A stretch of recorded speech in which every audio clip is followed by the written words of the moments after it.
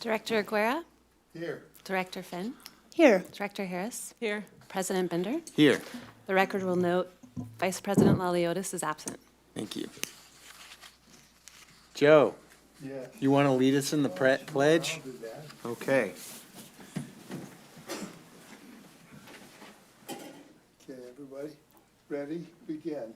I pledge allegiance to the flag of the United States of America and to the republic for which it stands, one nation, under God, indivisible, with liberty and justice for all.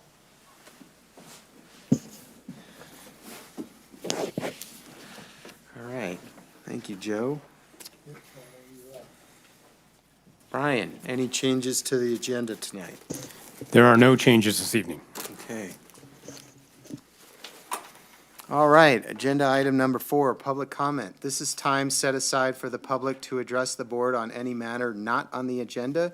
Testimony related to any agendized matter should be addressed at the time that item is considered.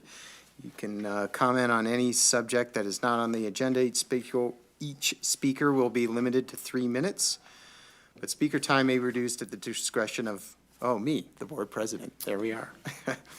Okay, is there any public comment tonight? Okay. Look at that. No public comment. All right, any director update? I actually don't have an official update tonight. Just the happy holidays. It's a busy time of year. I hope everybody's getting by, and that's pretty much it. Yeah. Thank you for all your work and dedication. That's it. All right. We got a Joe. little snow tonight. Get- It's yeah. starting, I guess. Right. I heard there was gonna be a pretty good storm today and tomorrow, and then it kinda Fizzles out. fizzled down a little bit, which is good I like that announcement. Yeah, That's all I that's a got. good one. We got some so far. frozen gold. Yeah. Kim? I always have comments, you know that.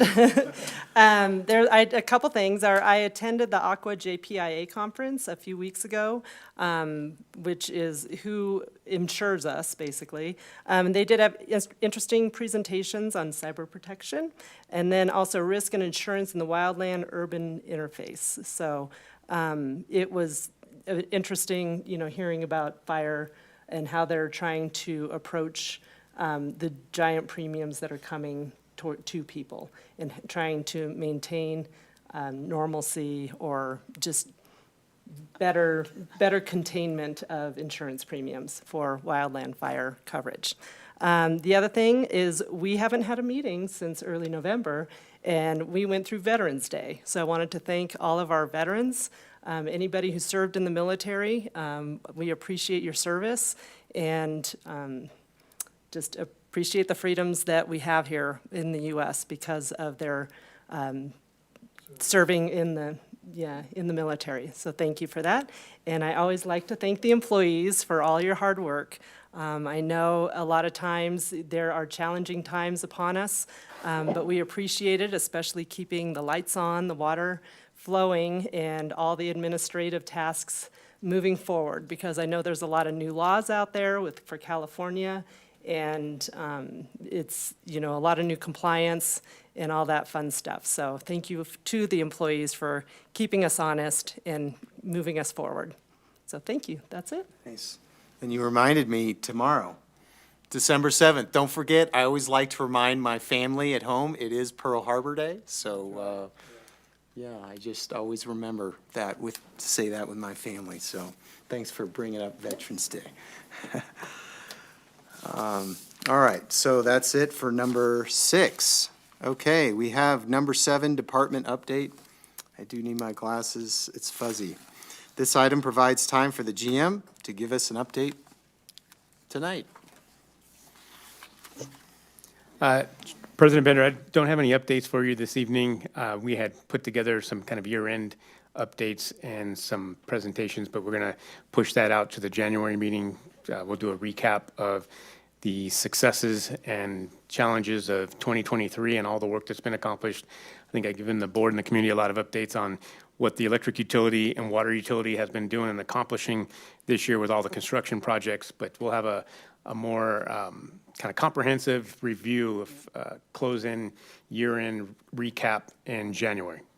Got it. Thank you. Okay, consent calendar. We have a few items. Agenda items 8 through 12 to approve. Is there any public comment on the consent calendar tonight? All right. No public comment? Any questions or comments from the board wanting to pull a consent calendar item? I don't want to pull one, but I have a question. Okay. Honda, Honda UTV, what kind of car is that, or a truck, or what? It's a great question, Director Aguirre. It's one of the kind of the new equipments that's evolving. The side-by-sides, it kind of looks like an off-road golf cart, so to speak, with a utility bed. And so it's a, yes, it's like A four-wheel drive, jacked up Honda golf cart with a roll cage. It's called a utility vehicle.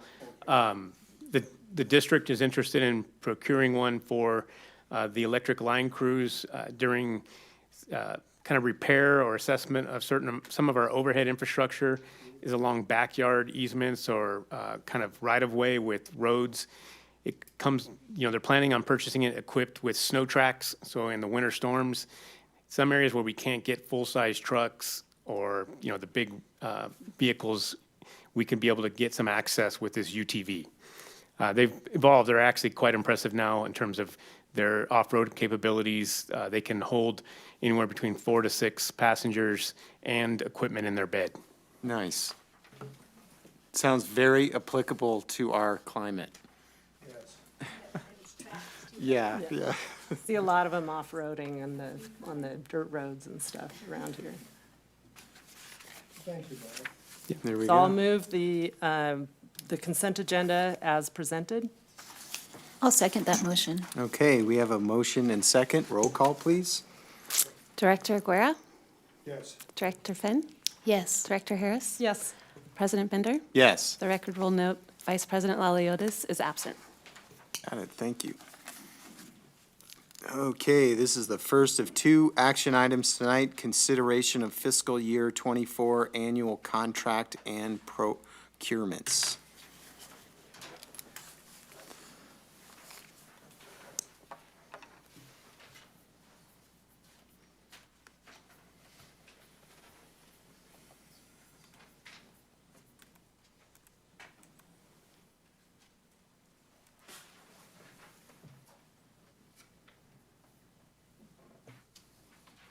Good evening, President Bender, members of the board. This is action item number 13, consideration of fiscal year 2024 annual contracts and procurements. Michael Salmon, CFO for the district. Staff presents routine annual procurements to the board for approval before the fiscal year begins. And we've been doing this for at least, it looks like about a decade, if not longer, looking back in records. And we do this to ensure compliance with district procurement policies. It's an efficient process for routine purchases overall and reduces overall costs for the district by kind of streamlining routine purchases for the year. This includes procurements that are greater than $15,000 that require board approval. The types of annual procurements listed here are sole source and special services, competitive procurements, professional services, no RFP, procurement budget approval, non-contracted services. We have one item there. And then procurement request for qualifications. We have 3 types of things there, transformers. We do this annually, we've been doing it. Yes, sir, that's correct. The district's competitive process. So if greater than $15,000 in accordance with district code, staff requests bids or proposals, recommends awards to vendor with the lowest responsive bid or most advantageous for the district. Board approval is required. If less than $15,000 in accordance with district code, board approval is not required, and appropriate bids, quotes, and approvals are obtained depending on the dollar level and the type of purchase. District Code and state procurement law allows for joint purchasing with state and other public agencies, so we leverage the competitive environment at a state level and other agency levels to kind of jump in on their bidding processes as well where we can. So now I'm going to go through the types that were in the attachment by item. 1A is sole source procurements. And sole source procurements included 13 vendors for a total of $1,561,000. It includes specialized software and hardware, electric reclosers, controllers, meters, rings, switches, and controls, all in the electric world. Electric underground cable is a sole source procurement, and various other unique services. Special services with no RFP process, item 1B in the attachment, is specialized services and product procurements included 9 vendors for a total of $1,119,500, and that includes specialized software, hardware, and various unique services. Competitive bid procurements for 2024 had 2 types. Or attachment 1C is other government agency procurements, included 9 vendors for a total of $769,400. For specialized hardware, computer products, elevator services, fleet tires and parts, and technology.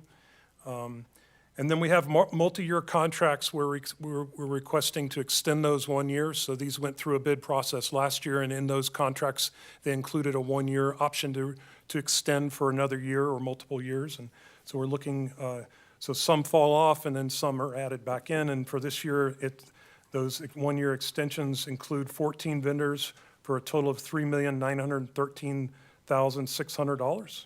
Geotechnical services, fleet and generator fuel, gas and diesel, oils and fluids, electric utility construction services, and tree trimming, wildfire mitigation, construction and building repair assistance services, traffic control services are kind of the chunky things in that category. In attachment 1E.1 is competitively bid procurements lowest response, and that includes 11 vendors for a total of $2,585,700. And that includes electric switchgear, wire and cable, power poles, aggregate and asphalt materials, electric pad mount switches, and electric market basket contracts for routine materials utilized in electric and water operations. Attachment E, section E.2 of attachment 1 is competitive procurements most advantageous, and that includes 1 vendor for a total of $27,000 for annual routine service items for marketing and graphic design services.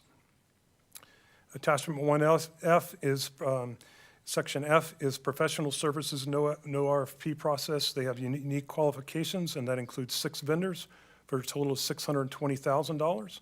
Items such as specialized safety training specific to utilities, electric and water, engineering, GIS, and surveying services. We also have a couple of unique items here. Item 1G, section G of attachment 1 is non-contracted work, includes 1 vendor for a total of $61,600 for estimated annual repair and inspection services for medium and heavy-duty specialty fleet vehicles. This is Alltech.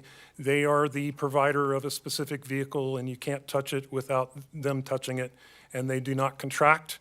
So we're asking for a budget approval to basically when something breaks and we need their services, we take it to them, they give us a quote, and we typically have to agree to get it repaired because they're the only ones that can do that type of repair on that unique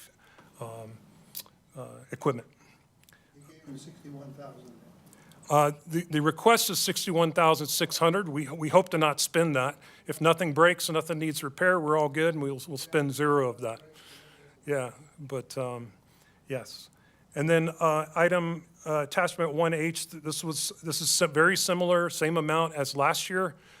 This is a unique item where, due to the supply chain issues and well documented with respect to transformers, we We really can't get a firm quote and bids from folks, but we will competitively get information from these vendors. We've had responses from 3, but we're requesting a little bit, kind of just a request for qualifications for these 3 vendors and get the lowest price for a total of $1.2 million for, forgotten the exact types, but 3 different types of transformers. Funding for these procurements is included in the board-adopted fiscal year 2024 budget. And the recommendation is to authorize routine annual procurements totaling $11,857,800 from the vendors listed in Attachment 1, and B, authorize the general manager to execute the required documents necessary to procure the products and services listed in Attachment 1. With that, I'll turn it back to President Bender. Thank you, Mike. Any public comment on this action item? Fiscal year 24 annual contract and procurements. Okay. All right, seeing none, we'll move along. I'll look left this time. We've got our money spent already. Right. No, we're about to spend it. I did have a couple questions, and Jillian probably will be able to answer this one. I noticed Vector Solutions on here for $15,000, and I emailed Brian about this.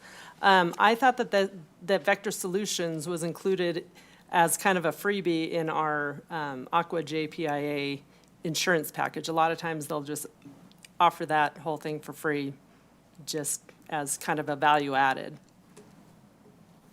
Yeah.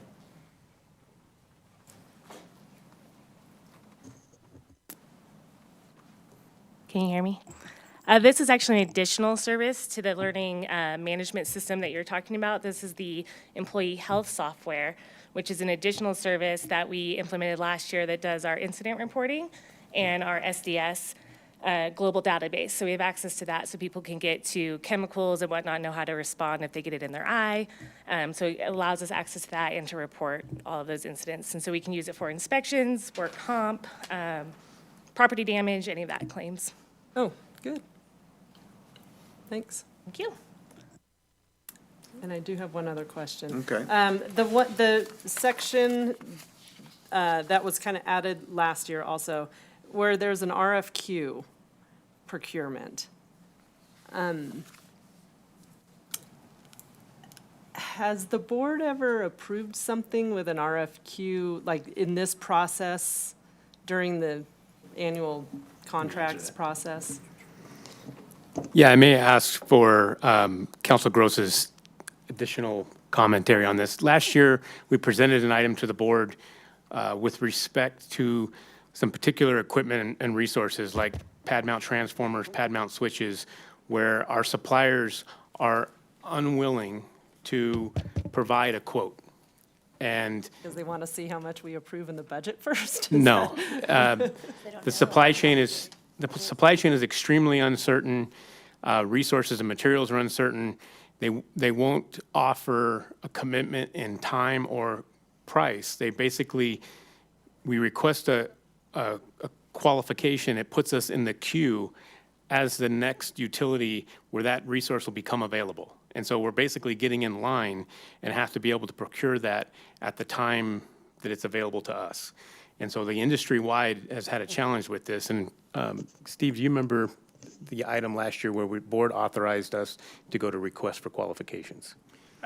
Yes, and I think, first to answer your question directly, I don't believe that there's ever been a procurement like this for the RFQ approved through the annual procurements.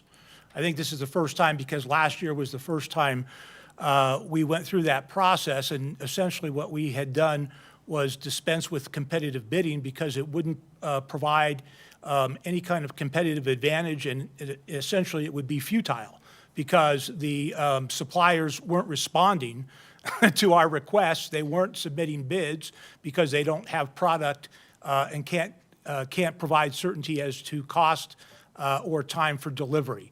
So we dispensed with competitive bidding. on that basis. And the request, as I understand it now, is essentially through this process to make those same types of determinations that the bidding process would be futile and worthless. It wouldn't produce a result. We need to procure essential equipment to maintain, improve the system, provide reliable service, and therefore, staff is requesting procurement through this process. So we've already approved the amounts through the budget process, correct? We've approved budget in terms of kind of budget ledger items in terms of capital replacements, system maintenance, things of that nature. The cost of this is included in the budget. Correct. So we're looking for authorization, and it can be done a couple of ways. We can ask for approval this evening with this removed and come back to the board with kind of a more formal action, as Council Gross has pointed out.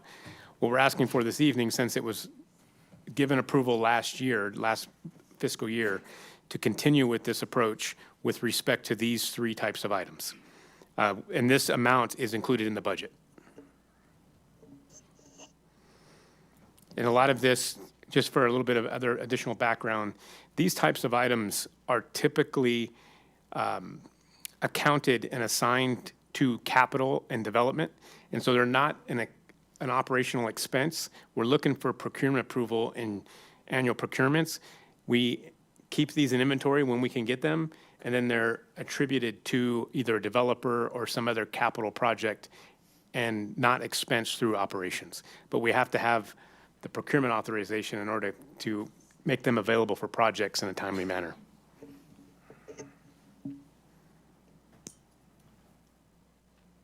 Okay. I'm not really sure what other kind of questions I could ask. It's still a little confusing.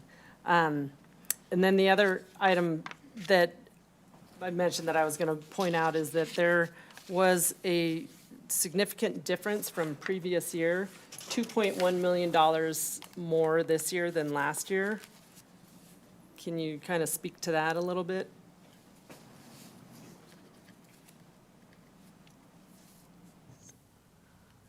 Yes, thank you, Director Harris. I did look at that. The staff report there was last-minute revisions to the staff report. So the staff report last year did not get updated, but the approval amount compared to this year's approval amount is $921,778 greater, or 8%.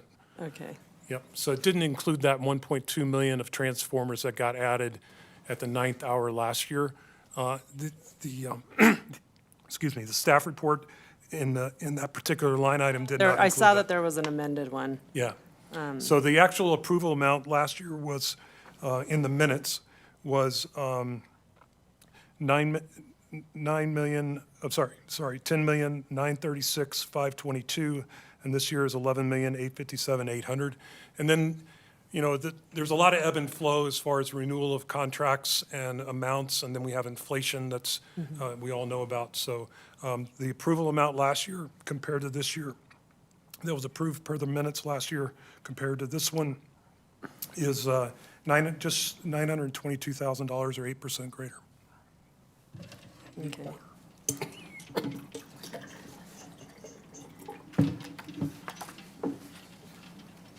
I don't know, how do you guys feel about approving procurement for an RFQ?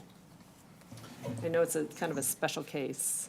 Yeah, and, you know, just the transformers, it's just been a disaster, you know, in terms of trying to get them. And I think by doing this, we get ahead of the curve, we get in the queue, and then when it does come available, we can actually buy it, Yeah. regardless of when it is.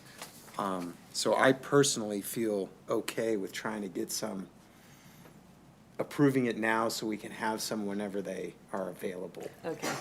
One of the challenges we had last year, or even the preceding year, coming out of COVID and some of the supply chain issues nationally, transformers, pad mount transformers, pad mount switches on a national scale, American Public Power Association, even our own Western Regional JPAs, have had a lot of testimony in front of Congress and government about the impacts of the risk of not having transformer and switches in inventory for development, new construction, and emergency response.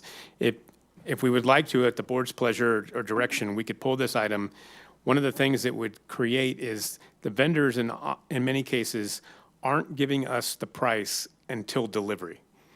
And so you're basically putting yourself in the queue, as I mentioned before, that you want the delivery, and you have the option to back out. But if you want that item, you have to agree to that price at that time, based on the market and availability. It creates some challenges.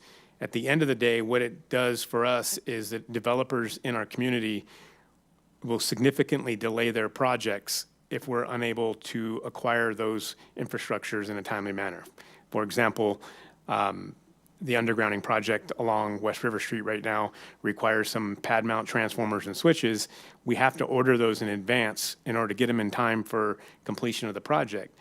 We have local EV charging stations that want to be installed. They need transformers for those projects. If we wait and bring back an item to the board at the time of procurement opportunity, we may not get those transformers. We don't know if they'll be available to us in the queue. Happy to come back and do another presentation to the board with more detail like we did last year. Perfectly, a reasonable request. We could come back at the beginning of the year, take it off annual procurement, come back to the board with a more detailed item in January or February. We're just looking to get this, get in the queue for some of these suppliers. Last year was, we couldn't even get the materials and the products, almost. Does that go back like 2 years? Or was it last year also? And today, we can get the materials and the products, but we have to pay when we receive them then, when we get them. Correct. They're just holding the price right at their level. Holding us hostage. Exactly, exactly. Yeah. That's how I interpret it. Yeah. Interpreted that item was that we're basically approving it so that when the opportunity arises, we are able to take advantage of it in a timely fashion. That's how that was just my reading of it, and I think, Brian, you just sort of confirmed that. I think of it in relation to my business, for example, that you've got allocated, like Smoke, heavily allocated, nobody can get it. If you have your allocation, you're saying yes, you're committing to it, even years before it comes That's right. out. Because when it does come out, you really do, you're gonna have it. You know, there's nothing you can do about it. They've got you. Gotcha. And you're paying. And how many different vendors do we go out to? Done, Is it- all of them. It's 2 or 3 vendors that we've gone out to, basically that provide the same specification for switches and transformers. We're doing some similar, it hasn't been presented in this, we weren't able to include it in annual procurement because of timing. We're still working with vendors, but other items in electrical infrastructure are having some of the same challenges. So we would come back at a later date, get qualified 2 or 3 vendors, depending on who has it available at the time we need it, or who can offer or provide it to us first over the course of the year. It just amazes me with as many electric systems that are out in the U.S., how this is such a challenge. It's a shame. I have a project, they ordered their switchgear and they're not installing it this year now. Yeah. They're doing it next year after the snow melts, and hopefully they can get final and all that stuff, but it's a big, Yeah. As a Big follow-up, I'll provide the board of directors some information, some articles, some background information from both the APPA and other agencies across the nation. There are certain states where development is being halted. Their subdivisions of homes aren't getting put in place because they don't have the transformers or switches or poles for the infrastructure. And there's a couple of well-respected and well-known advocates for the electric industry speaking out about rectifying that supply challenge. It's pretty significant. One other note I wanted to add, just kind of on the comment and discussion, it's also important to note, kind of as we look at the difference between the annual pre-approval public procurement from year to year, is that these aren't exhaustive or all-inclusive of all the procurements for the year. Some other annual procurements that we we do that may not be exactly routine in nature or that we're still waiting for development to present to the board aren't included on this list. So this isn't an exhaustive list of all the procurements for the year. We have tried to include more and more over each year in this process because it really streamlines the board approval process and kind of reduces the administrative burden. But there's changes from year to year. This, for example, one of the items on here is a 3 or 4 year approval for software support. And so that's a big bulk where it's typically been a 1 year item for $20,000, $30,000, $40,000, where this time it's a 4 year or a 3 year opportunity to reduce the overall cost to the district, but purchase that up front. And so things like that change from year to year. That was, I think, one of the pretty significant purchases of over $400,000, where in past it might have been far less.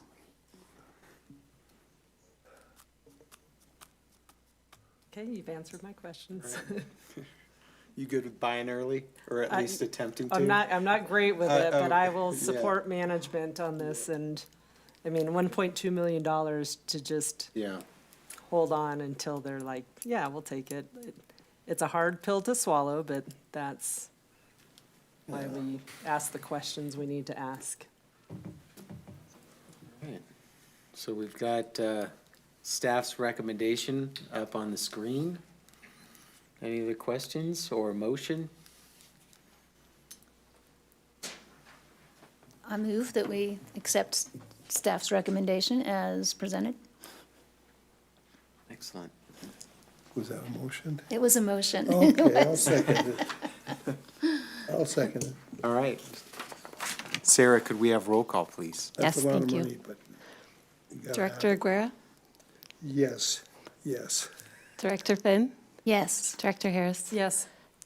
President Bender? Yes. The record will note that Vice President Laliotis is absent. Great. Thanks. Thank you. All right. One down, now we're on to 14. Consideration adoption of Resolution 2023-16 approving a qualified use certificate for a prepaid gas contract. Nice. That's gasoline, right? Natural Natural gas. gas. Oh, that's right, it comes up. So we can You buy it asked. cheap now, prepay. Another prepay, Yeah. another fees. So we don't have another perfect storm. Yeah, We're trying to remove one component. that's right. Mitigate that. That's right, that's right. I read that. Good evening, President Bender, other directors. Hello. I'm Jared Carpenter, Electric Utility Director. So this particular item, as brought up there, is about doing a tax certificate agreement for the UAMP's Payson Power Project. For a little background, that's a gas-fired power plant in Payson City, Utah. It's about 140 megawatts combined cycle. We receive about 10% of our energy from this project annually. It's one that's been running quite a bit more in the evenings, mornings too, most of the evenings, as the solar resources, winds are coming offline. That one's helping keep the voltage of the grid nice and steady as they come offline, and solar ramps up. It's a weird spot there during the day. It's fueled by natural gas, and which is purchased currently by a mix of long-term and short-term contracts. And I think we've all heard about what happens with the volatility of gas prices recently and how that leaves you a bit exposed. I'm going to skim through some of this. This is a way of trying to simplify as much as possible. It's kind of complicated, but the first and last bullets are kind of important. So the Internal Revenue Code and U.S. Treasury regulations contain special provisions that allow tax-exempt bonds to be issued to finance prepayments for natural gas and electricity. So this, what we can see is we kind of estimate this could, by doing this prepay deal, it could save about 7.5%, and it will, over a 30-year term, and it will reset every 5 to 10 years. And the deal is with Southeast Energy Authority. The first 5 years of this is going towards purchasing gas for this gas plant, but then after that, it actually could be used for many other things. For example, to help meet some of the payments for some of the solar and wind projects, maybe even adding solar or wind at the gas plant, maybe converting the gas plant to hydrogen. There's a bunch of things it could be used for that aren't just necessarily gas purchase. It's just the Internal Revenue Tax Code regulation thing. And so that last statement's important. The qualified use certificate states that the electricity that the participant receives from the prepay will be used to serve retail customers located in the established service territory of its electric utility system. In other words, this helps reduce those costs as long as you're using it to serve electricity in your territory. Doesn't necessarily mean it comes from that power plant or that gas. So overall, again, this project is about 9–10% of our overall budget for energy and what we receive for power. And we're kind of estimating right now it'd be somewhere around $30,000 to $60,000 per year in savings. It's a little hard to say, of course, now, but in a prepaid, it basically always saves you. How much? Could be a little, could be a lot.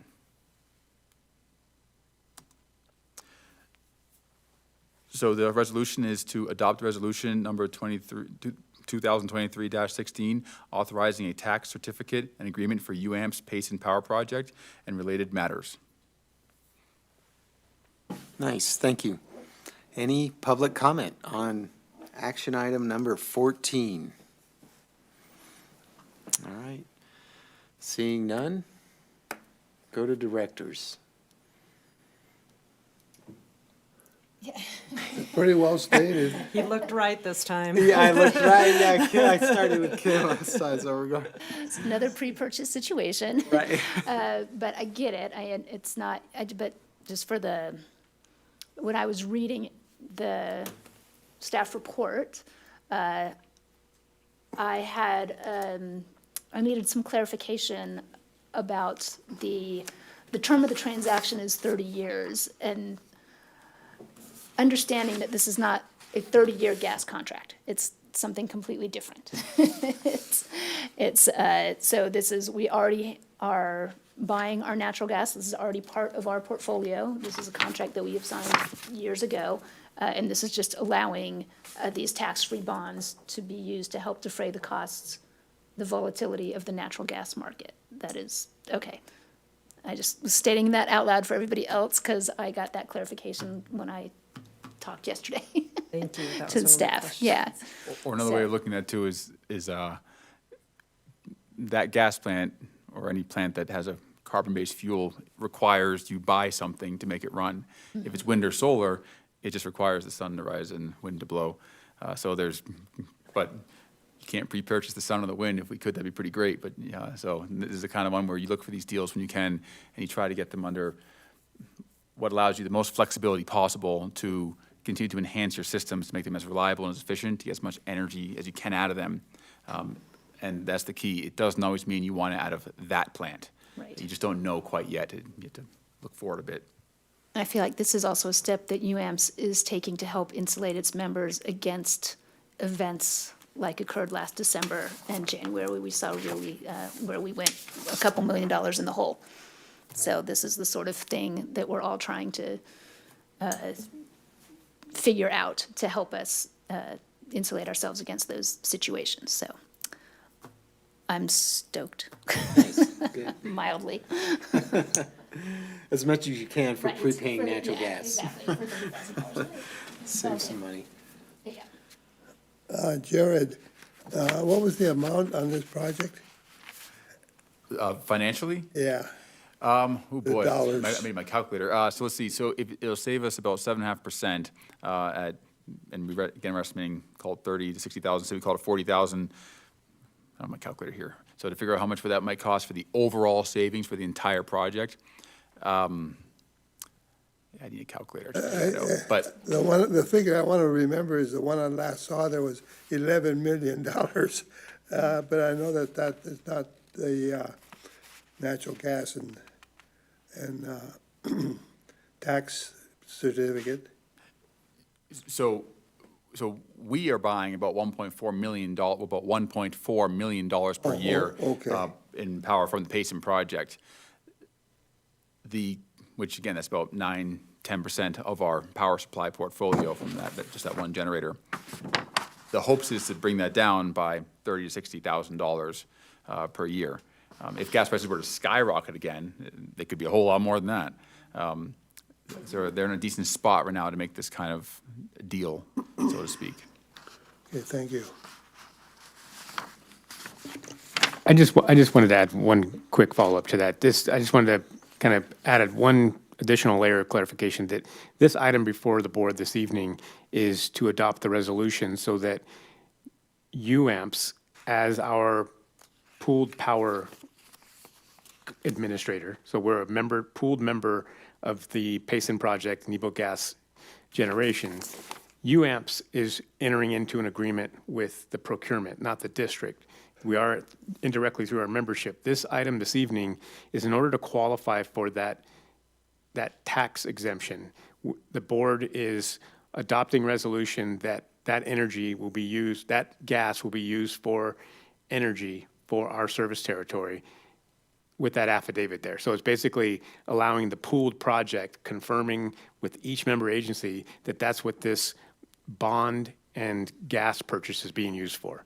And so I just want to make sure that's clear. This isn't an additional procurement. It's not additional energy contract. It's not an additional gas contract. It's simply, in order to qualify for this IRS provision, the pooled project needs each member agency's board of directors to sign and confirm that this is for service, energy to your service territory. Nice. No, Krista asked the questions I was looking for, so. Great. All right. Motion? I move to adopt Resolution 2023-16, authorizing a tax certificate and agreement for UAMPS Payson Power Project and related matters. I'll second that motion. Great. Motion and a second. Sarah, roll call? Director Aguirre? Yes. Director Finn? Yes. Director Harris? Yes. President Bender? Yes. Vice President Laliotis? The record will note he is absent. Got it. Thank you. Thank you. All right. Okay, action items. Done. Okay, we've got a Workshop. strategic plan board initiatives mid-cycle review.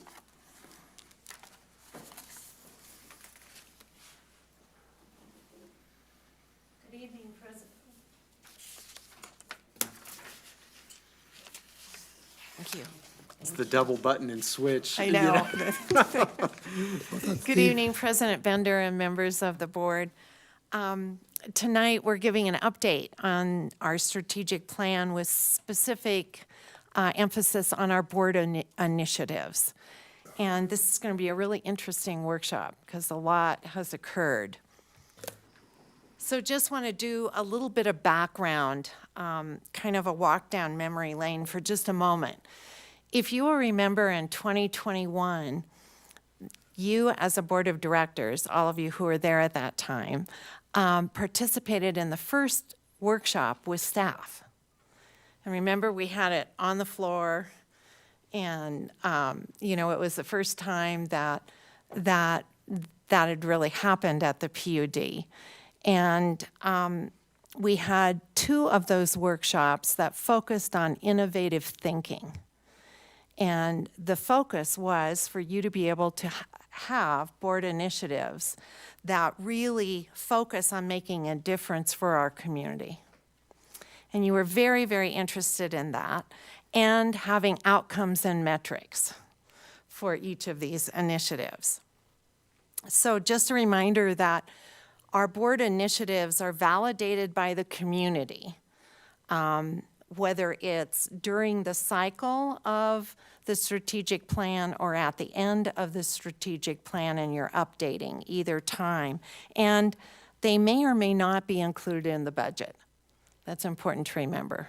And we found that we have to go find some money for some things at times.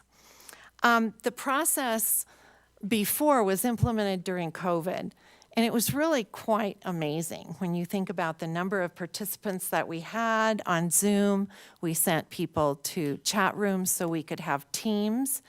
And the public actually prioritized the initiatives for the board.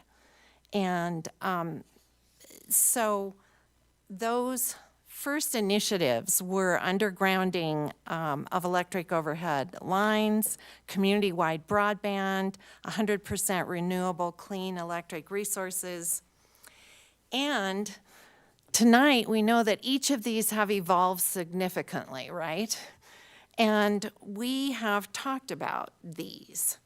And I want to just review what has happened since we've started this mid-cycle strategic plan review. We've had 2 staff and board workshops where we've discussed extensively the status of the initiatives. And you and staff have really looked at the minutes from committee meetings. Many of you have participated in those meetings with the initiatives and given input. There's been a lot of consideration given to the extensive work accomplished and information learned, focusing on the initiatives. And then we've had an opportunity to update these initiatives, which is pretty exciting, I think. We have participated in benchmarking, which is a very important tool in our toolbox to use to really reach out to industry experts and our sister utilities, which we did with these expanded and somewhat changed initiatives. Some are still the same. And boy, thank you for participating in those as a board in those benchmark calls and with staff. I know I really learned a lot. They're very, very insightful. We then designed community input a little bit differently this time, using the concept of community circles, where community, our stakeholders came and our customers, and we all sat in round circles and we provided time for a lot of input. And you've seen those metrics, the public has seen those metrics, but the staff will be reviewing those again tonight. So where we are is that staff will be presenting to you, and I'm going to go back to this slide with the last 2 bullets, background and recommendations for each initiative.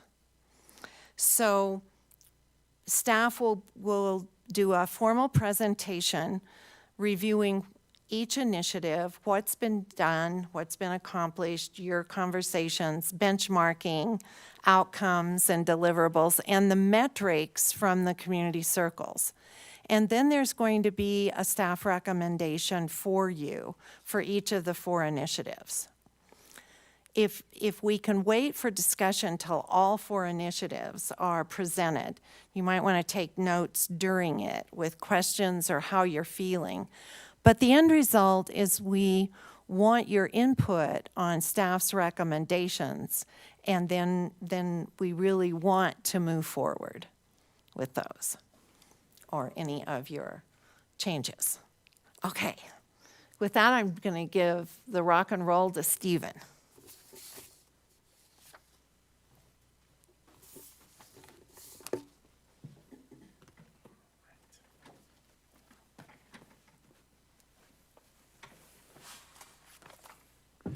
Thank you, Pam. Good evening, President Bender, members of the board, Stephen Poncelet, Public Information and Strategic Affairs. So the proposed new initiatives, and we've been talking about them for a while, service reliability and safety, net carbon reduction, local watershed stewardship, and community broadband. You've seen this slide before too. General Manager put this together 6-9 months ago, I think it was, almost a year. And it really lays out the initial initiatives that Pam talked about, and then kind of what we learned about each one, and then kind of where we are today and what we see are the key points. And this hasn't changed and is largely around what we're presenting. And so a lot of the work we did really helped validate this chart. So we're going to be giving individual presentations from my colleagues on the leadership staff. They'll again talk about the history, what we learned, what we know coming into the mid-cycle review, the benchmarking, the circles, and then some recommended definitions, metrics, and steps forward. And with that, I will pass this to our Water Utility Director, Chad. Good evening, President Bender, members of the board, and community. First, we'd like to talk about the initiative's called Service Reliability and Safety, but the original initiative was formerly known as Undergrounding of Utility. And as we talk about that, we need to kind of start off with the history of where were we at that time. We talked about it was a very high priority. People were very into this. They really liked the idea of going after the undergrounding of this utility. However, I'd be amiss if I didn't talk about also, we were on one of the worst wildfire seasons that we had had for quite some time. And so people were very concerned about the safety and reliability of this utility. They wanted to know how things were going to kind of move forward, so to say, and they saw this as the safest method to do it at that time. However, we did not have a lot of cost data at that time either. We did not know exactly the cost of this undergrounding. We did not go down that path because we just simply did not have the data associated with this and how that would affect the rates and how that would have been implemented as we went on. We also did not talk about alternative methods at that point. We just talked about the idea of just simply undergrounding that utility. So now that we're several years into this, we have more data. We're able to discuss this in a much better way. We're able to talk about some of the alternatives. We're able to go forth. So we now know this is extremely costly to go after this undergrounding initiative. We know that it wasn't necessarily something that was going to be cost effective, especially when we start talking about if we were to implement this, what it would do to the overall rate structure, or what it would do as we go forward. We also started going down the wildfire mitigation plan, which is the vegetation removal, and we started talking and seeing how the success that was from this and the cost that's associated with it, or the lower cost associated with it versus that of the undergrounding. We were also able to start talking about combining some of our projects. And I would just take a second to talk about that of the Pioneer project, pipeline project that we just did, where electric and water were able to work synergistically, so to say. By opening up one trench and being able to put both utilities in this trench, it's a significant cost savings. It's a much better approach if we can find these projects where we can work together, and it helps things to be much more affordable as we go forth, and we're identifying that reliability and safety at the same time, but with the cost savings. We also realize that this is going to be something that we're going to have to work on together with the electric and water utility, that this is something that we're both going to be responsible for when we talk about reliability and safety as we go forth. So the new initiative is the Service and Reliability and Safety, and there was 3 aspects of it: wildfire mitigation plan, the public partnership and education, engineering best practices. So one of the things that we did as we went through this is we were able to benchmark, and we were able to meet with Roseville and Reading. And it was really nice to talk to the other professionals in this industry, because they were able to collaborate or validate some of the different things that we were seeing. They were able to let us know that, yes, anytime you can partner with something, it is going to be a cost savings. This is not rocket science, but at the same time, it's nice to know when you're working with the other industries, yeah, we're trying to do the exact same thing. So it was very reassuring to us as we went forth. The next is that as we talk about undergrounding, we need to prioritize or have criterion that is a predetermined criterion so that we know where we want to do the undergrounding, where and at what interval, so to say, or how fast we need to move forward with it. We also started talking about, or they had some experience with some of this undergrounding, and they started talking about the vast difference in cost depending on where you're doing this. We know that in this region, there's a rock or two that we're going to hit when we start excavating. And I say that kind of tongue-in-cheek, but it is a very rocky soil.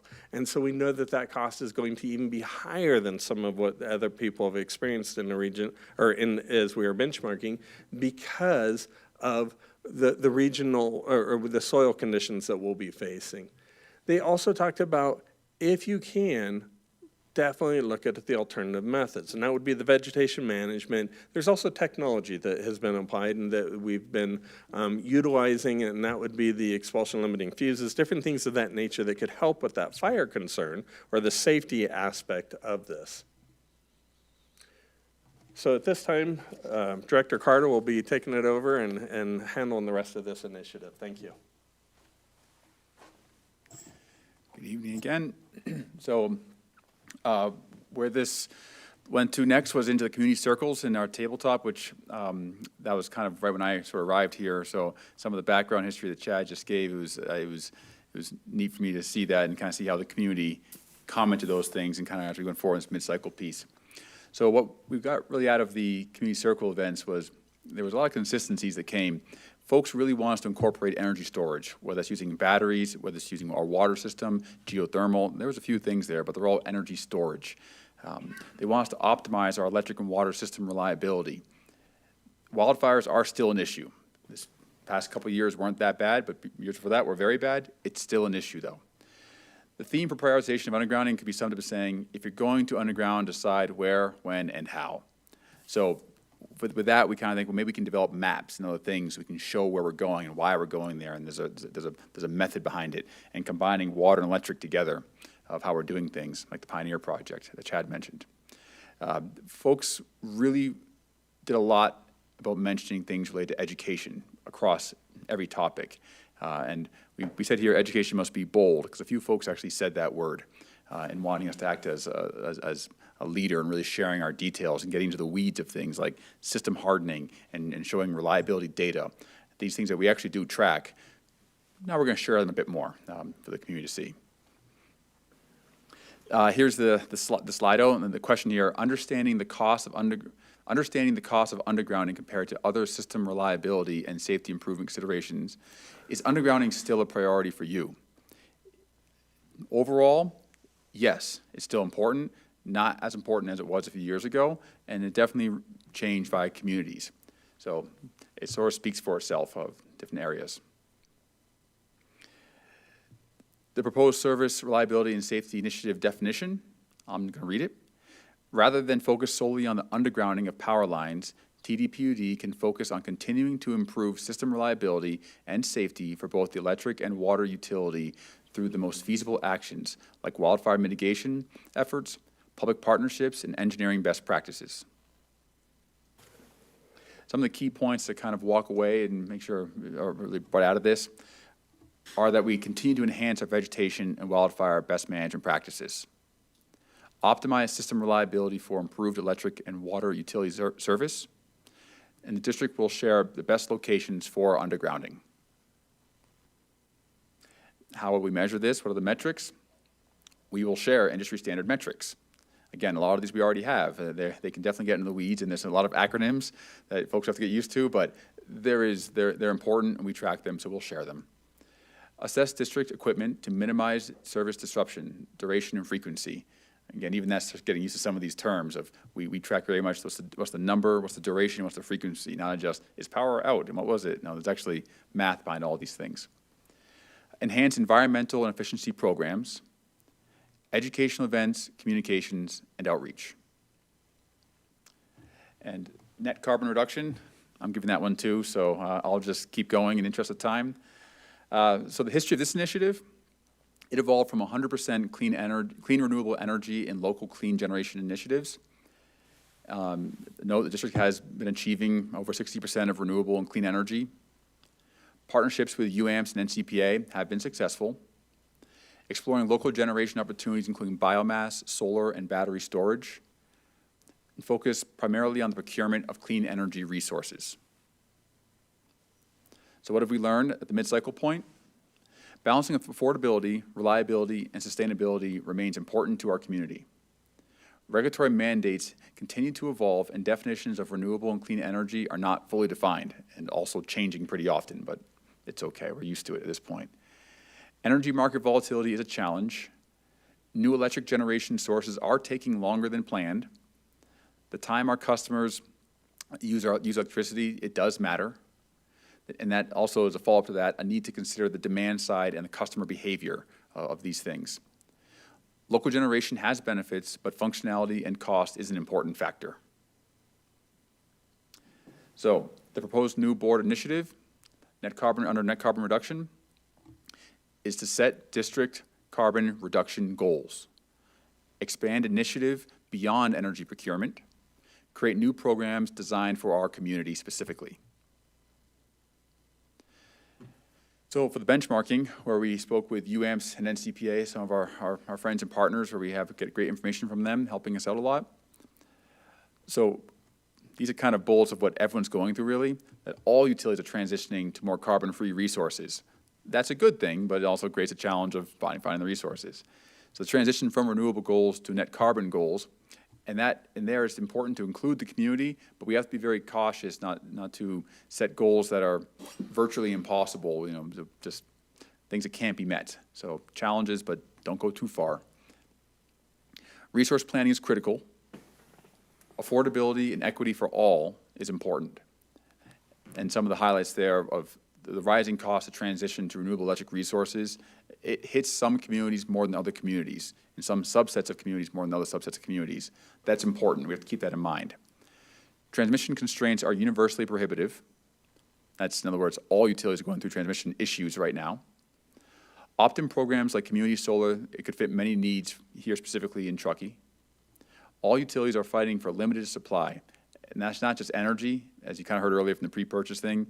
It's poles, it's transformers, it's people. It's quite the challenge nowadays, but you just got to think ahead and change your methods a little bit. Load growth driven by electrification is absolutely here now. So from the community circles, some of the themes that we heard from folks was they want us to electrify. They want to electrify more. They plan to electrify more. That means buying EVs, buying heat pumps, adding air conditioning where they didn't previously. These are new things coming into our territory that are very exciting. More education on programs, and that's not just incentives, it's also events that we're holding. Everyone seemed to want that quite a bit. Education on the power side, on the power demand side, that's really KW versus KWH, to make sure folks have an understanding of what these things mean. And so they know the challenges we're hitting, and what we're saying isn't confusing. Everyone wants more clean and renewable power. They want us to move the needle with behavioral programs. So not just rebates, things like that, throw money at and hand things out. What are the behavior programs we can create to make change? TDPUD to take a trusted advisor approach when leading. Updated incentive programs focused on home efficiency. Affordability is still important, and very few people want to see immediate changes without any kind of constraint. So I'll read this one too, similar to before. Rather than focus solely on energy procurement as a means of greenhouse gas reduction, TDPUD proposes to set carbon reduction goals that can consider both energy purchases as well as conservation and customer behavior, while also weighing costs and benefits. Go next one, Stephen. Some of the key points here: education and information are key. The district's role is to be an inclusive facilitator of our community. Incentives for behavioral changes. And so that's also really to kind of take the ones we have now, enhance them, come up with new ones. Again, be bold with some of those. Maybe take some new approaches that maybe they're not common, but try some new things. Continue our pursuit of clean energy. As an example, create a community solar program. So in the past, it would have been just, well, what do we buy? But maybe we look for something a little bit different, a little different area. That local solar array is another energy supply that we could add in here. As for district leadership, is for us to establish metrics for tracking, and again, to set carbon reduction goals. The metrics for this, again, setting carbon reduction goals. That was a pretty big theme that we're taking out of this. Position the district to exceed regulatory mandates for renewable and carbon-free electric resources. Educational events, communications, and outreach. And now we're going to water. Back to Chad.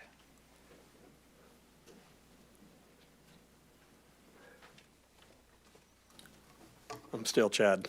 Okay. This is a new initiative, and though it's a new initiative, there's nothing new to the district working with the groundwaters as being good stewards and good managers of this. We have a long history with this, with the groundwater management, or the Martis Valley Groundwater Management Plan and the Truckee River Basin Study. We've been doing this for quite some time and partnering with some of these different local agencies when the need arose. We also have, this is a specific initiative for water, whereas last time we did not have a specific initiative for the water. So what have we learned? And though this is new, what are some of the where things are with regards to this initiative? So first and foremost is that we know that the district has been very effective in the groundwater management. We know that we've been good stewards in how things are going. We've been doing science and going after it as best we could. We also know that the state is continuing to change regulations and evolve with how they're monitoring the water. We know that's not going to change anytime soon. The state and federal levels, they're constantly changing things. We also know that there is a great benefit if we can establish a baseline or proactively start monitoring the watershed as a whole prior to something going wrong. So if we're able to start right now and say, this is where we know things were and this is what has changed or not, and we're able to start doing this, that's a huge benefit to the district as an overall. We also know that there was a lot of local interest.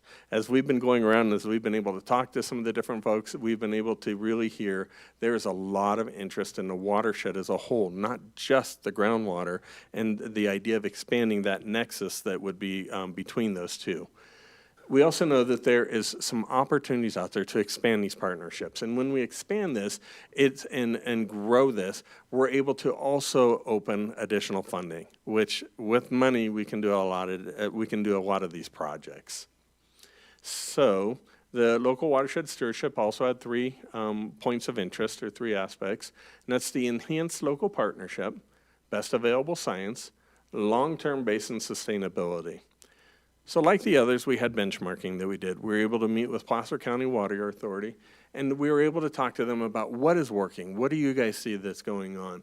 And as we did this, one of the big things that they talked about a lot was moving away from the top-down, kind of the guy on top of the hill telling everyone else how we're going to do things. Moving away from that, going back to the local control, going back to the local folks, and coming up with these plans, and they were actually much more better. It's terrible English, but they were much more successful in how they went forward.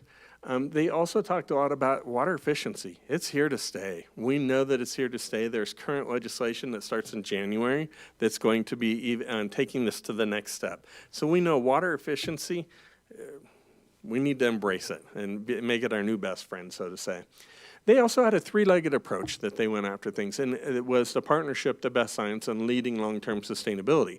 The one thing that we really liked about that is it validated a lot of what we were thinking about going after. It started validating, this is great. We're seeing other people in the industry that are doing very similar things. So it really helped us to move forward as we were talking about this. The last thing that they talked about was make sure that you're looking at an entire watershed scale projects. You need to grow them. Just doing these little reaches of stream restoration or different things of that nature, though they're great and I do not want to badmouth them at all, there's a lot more funding when you open it up and you grow the projects. You make them a lot larger. By doing this, you also are able to reach out for these partners because we're able to identify more partners that have common risk and opportunities, and we're able to start working more, dare I use the word synergistically. We're able to start getting these projects going on a much larger and faster and bringing to our community something that they need. So the community circles. There was a consensus, and we're going to see a Slido like the others, and it is, you dream of data like this as you take that very first statistics class, because it doesn't get any easier than this. But we're going to see that, and we're going to see that there was a lot of interest in this, and that there was a lot of consensus that we needed to move forward with this. There was also a lot of talking about education regarding this aspect, that they wanted to understand the cost benefit. So this is a little bit beyond where we're normally at. We're 100% groundwater, and so it's something that for us to go into the surface water, we need to make sure and stop and establish that nexus so that our customers understand, why are we doing this? Where is the connection between groundwater and the surface water as a watershed as a whole? We know that the groundwater got there by being surface water at one point. So this is an easy thing to do, but at the same time, it gets very complex as we start getting into the more details of this. We need to be physically responsible. That was something that they also talked about. We need to make sure that as we're going forth, that we would love to do some of these great projects, but money ultimately is rate money, and we need to make sure that we have a very tight correlation between why we're doing this and how the benefits can be, and that we can show kind of the best business cases, so to say, as we go forth with this. One of the things that was interesting is they also want us to make sure and focus on home landscapes and water efficiency. They need help. They want us to help bring in experts. They want us to talk about what are some of the best ways of moving forward with regards to home efficiency also. And we need to explore the partnerships and leverage these resources and seek additional funding. With that additional funding, we'll have a lot more doors opened up to us. All right, here's that data I was talking about. 100%, 100%, 100%. As we go across, we have one outlier there, and that's Tahoe Donner. And let me just talk for 2 seconds on that and say they were not necessarily against what we were talking about. They just felt like there was a lot of groups already out there. There was a lot of agencies that are already doing these same things, and do we need to get involved in it? That really helped us to see where our education needs to be. We need to explain why we have a role in this. What is that nexus of where we need to go forth? And so it was a really good learning experience by seeing this, but the 100% were just beautiful all the way across. As the water side of this house, I started getting all excited and saying, yay, we got a new project. So I'm excited to move forward with this. So the definition, although it is a 100% groundwater dependent utility, Truckee Donner Public Utility District proposes to explore how it can have a positive impact on the stewardship and quality of Truckee's overall watershed through partnerships and best available science. So what is it that what are we going for? Where are we going, and what aspects are we hoping to go after? We definitely want to see that there are opportunities out there exist to talk about the water quality and quantity, and also talk about some of these different projects and how they can help the watershed as a whole. And how we're going to do this is kind of the sub-bullets that are below it. We need to expand the partnerships. We need to make sure that we're reaching out there, that we're getting out there and talking, and that we are more actively going after these partnerships. We also need to increase the education. That's not just talking to the grade schools and saying turn off the faucet while you're brushing your teeth, but we need to get out there and talk to both groups. I was amazed at the level of education as we were in these community circles that people had on groundwater. It was quite impressive. We need to do our part and educate them and the people that have not had that opportunity yet to dive into this, into the groundwater. We need to educate everyone together and bring everyone up so that we all have that higher level of education. We need to leverage resources. We need to know or go after some of the different funding, and there's more than just funding when I talk about resources. There was a lot of knowledge in this community that I was just amazed at some of the people that as we'd sit and talk with them at the community circles, that what they offered with some of their past professions of being hydrologists and different things, and I'm going, wow, this is amazing that we have this in this community. So I was really excited about that. But how do we know if we're hitting the mark? So what are these metrics? We need to formalize the partnerships. We need to make sure that we note where they are and what it is that we're doing. The example of the Martis Valley Groundwater Management Plan is a great one. It's a great model to where we start with, where we had different local experts also in this. We were also able to work with ourselves with that group. We know we have local stakeholders that have a great interest in moving forward. We need to leverage that. We need to make sure and utilize them. And if we're doing this, it'll help us to know that we're going forth. The last is educational events and communication and outreach. We have a great opportunity. The people showed us that they were hungry for knowledge. It's our job to provide it now. It's our job to go forth and make sure we're giving them all the pieces that they were asking for. And then at the last and obviously the most is we serve water. That's what we do. So we need to obviously maintain the water quality and supply in the Martis Valley groundwater. And at this time, we will turn it over to Mr. Crow. Yes, we will. Oh, okay. I thought you were stopping me, Stephen. Sorry. We'll turn it over to Mr. Crow, and he has the broadband. So last and certainly not least, I'm going to spend a few minutes talking about the community broadband effort. Again, Scott Crow, IT Director, CIO here at the district. The history of this initiative is it started out as consider enabling community-wide broadband. And the district having considerable fiber optics assets, the idea was, can we leverage our existing infrastructure for the benefit of the community in excess of electric and water already? Build on local service excellence and trusted local governance. I think this speaks to the good work that we do here at the district for the town of Truckee. The community trusts us. And this initiative was prioritized second highest in the original strategic plan. So what we've learned since entering into this mid-cycle review, after the scoping study we commissioned with Uptown Services, it was a community survey that was 95% confidence, statistically valid survey, as well as an email and web survey campaign. It identified potential business models that we could look at. We reviewed high-level infrastructure needs and estimated costs, and those were found to be expensive. Assessed partner opportunities, evaluated funding opportunities, which were found to be limited. And then we established the next step would be to seek funding for a full feasibility study and a business plan. And then the broadband market remains a dynamic, risky, and competitive marketplace.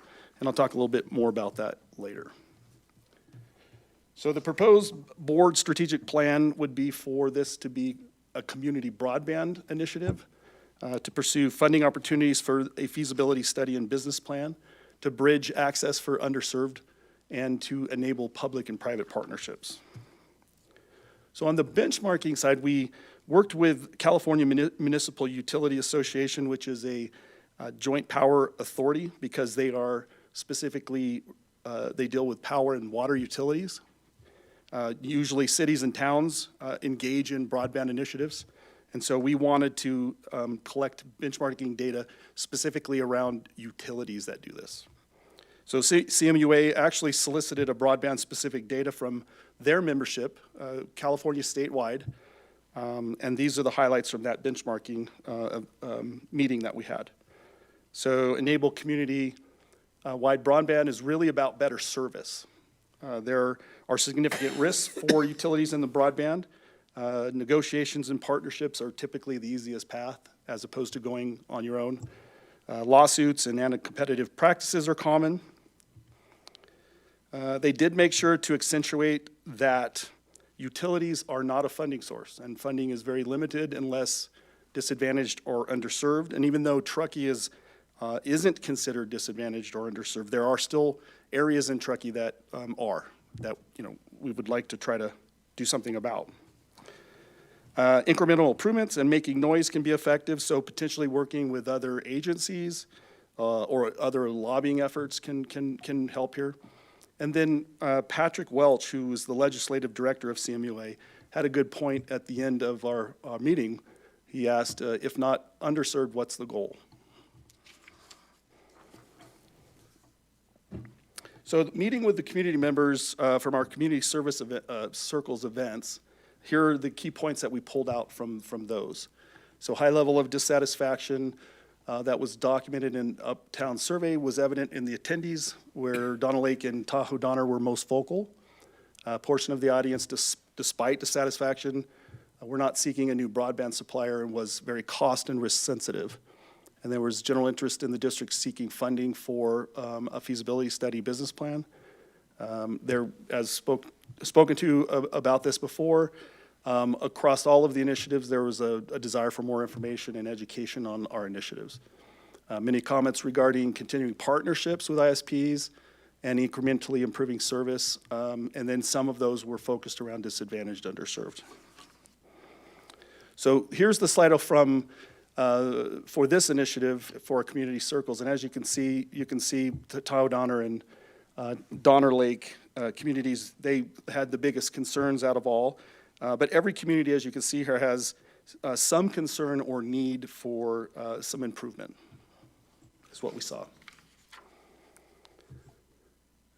So the definition, after 2 years of initial work to identify potential options for enabling community-wide broadband, the next step for Truckee-Donner Public Utility District is to pursue funding and partnerships for a full feasibility study and business plan for each option and weigh them against needs, risks, and costs.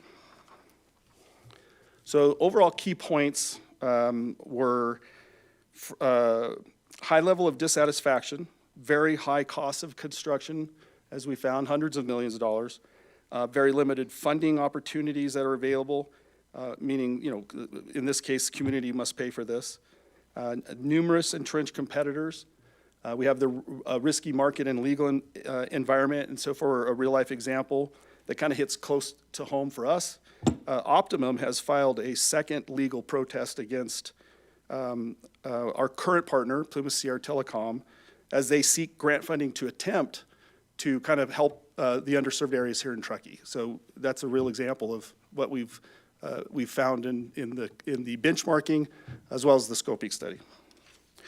2/3 of community circle participants supported enabling community broadband through partnerships with ISP and focusing on disadvantaged and underserved communities, and general support for seeking funding and partnerships for feasibility and business plan and form more information and education.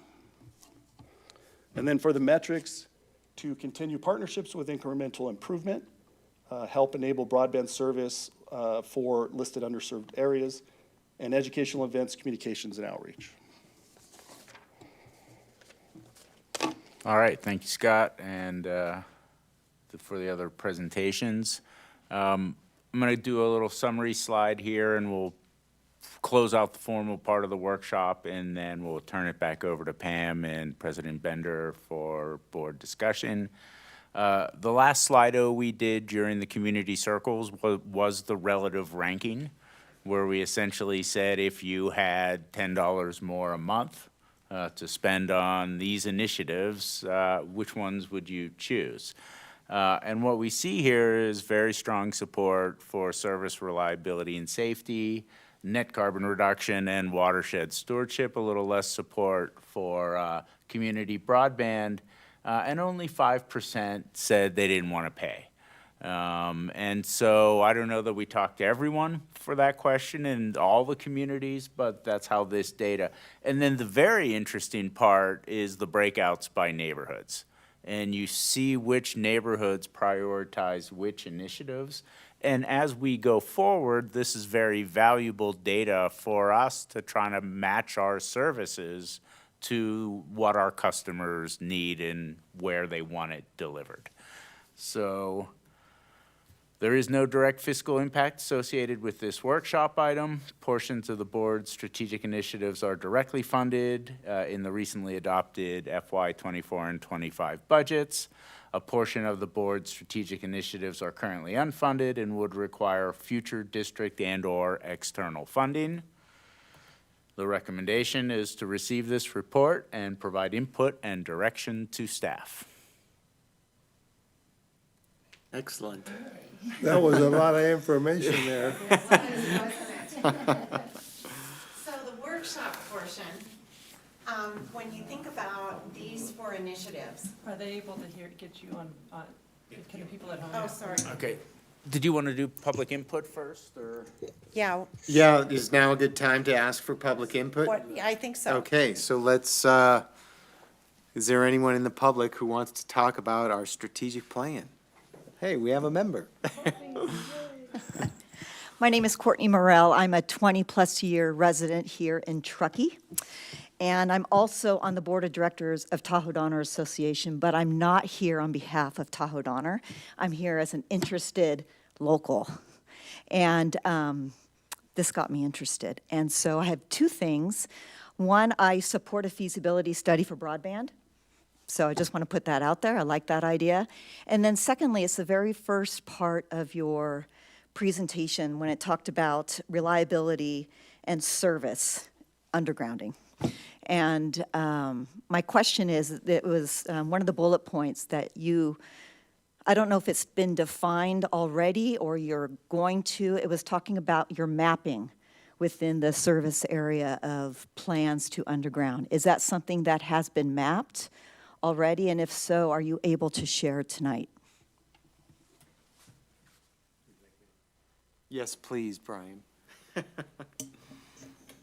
Great question. We do have general mapping that shows existing overhead and underground infrastructure. What the initiative is hoping to accomplish in partnership with some of our fire protection districts and other local environmental resources is taking our mapping, looking for a prioritization based on risk and cost, and kind of having kind of a SWOT analysis of undergrounding versus overhead, vegetation management versus insulated conductors, different technologies. So we're looking through this initiative to develop an overall plan with options, kind of cost, risk, and available technologies. That's not available yet at this point, but we will have that in the future. Great, thank you. It's nice to have input. Thank you. Okay, so our next portion of the workshop is for you to discuss, and we'll start with service reliability and safety. And what I'd recommend is that you make general comments and be then as specific as to what you're each feeling about that particular initiative. And remember, the recommendations are pretty broad concepts. And so staff would always come back based on your direction with much more specific plans like we did last time. So let's begin with service reliability and safety. Jeff, do you want to talk to your colleagues practicing our good workshop? Yeah, I guess just to kick it off, my first initial thought, I'm really glad it just morphed into from just undergrounding. So it just, I really like this phrase now that we're bundling it under, and it's a more holistic approach. And I like it. To be short. Yeah, I agree with you. Let's see, can we go back to the, To those specifics. Yeah. Because I can guarantee you I don't remember. I know, we need to toggle back. Brian, help me make sure I get back to the. Oh, there's the definition. Here's the definition. That's always good to look back and review. Leave that up for a minute.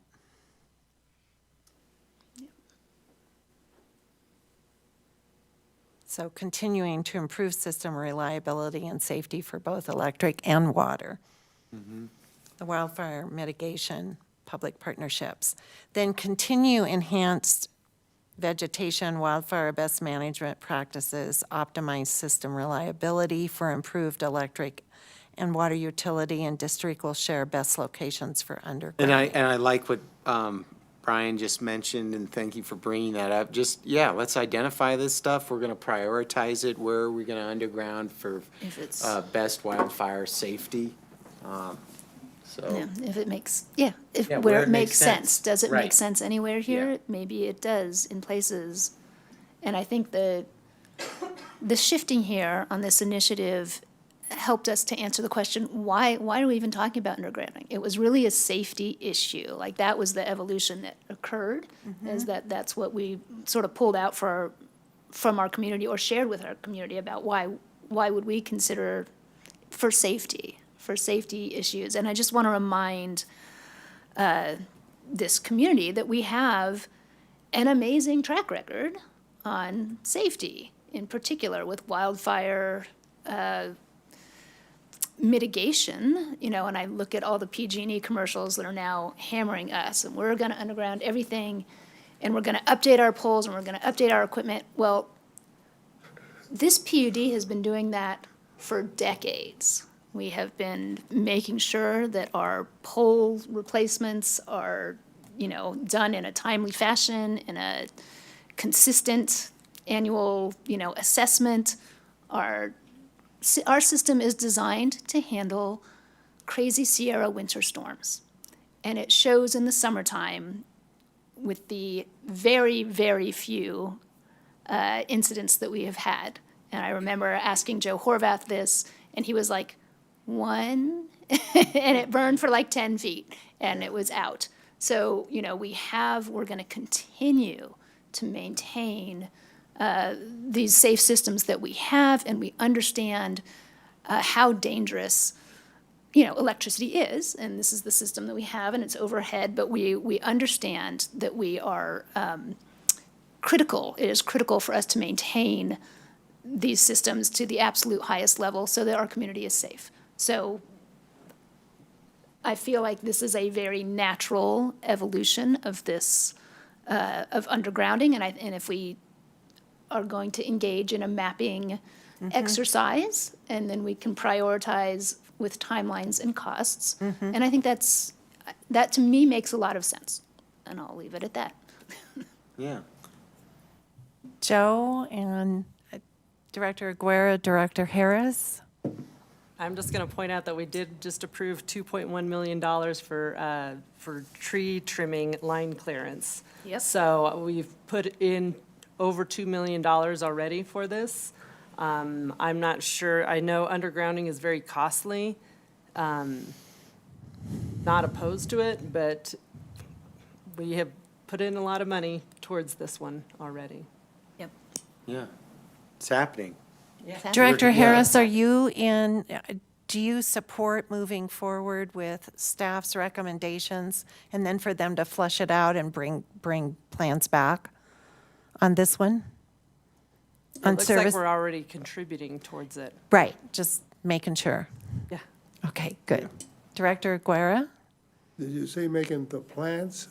Is that the mapping Mapping would be one part of that. of the plan? Yeah. Yes. Well, whatever it said up there was fine with me, and also. Okay, good. Joe Harvath made a good report when he made that report, what was it, 2 years ago? Might be. Almost. And I mean, he really worked on that thing, and that was pretty good stuff in there, Great. yeah. Thank you. Okay, let's move on to net carbon reduction. Let me bring those Well, I don't understand this carbon reduction, and I know that we sold some, and we bought some. And, I don't We're know what trying not to- I don't know what we're buying and selling. Yeah. It's carbon, okay, good for that. It's a word. So you can see what the proposed new board initiative is with net carbon. Set district carbon reduction goals, expand this initiative beyond energy procurement, and create new programs designed for our community.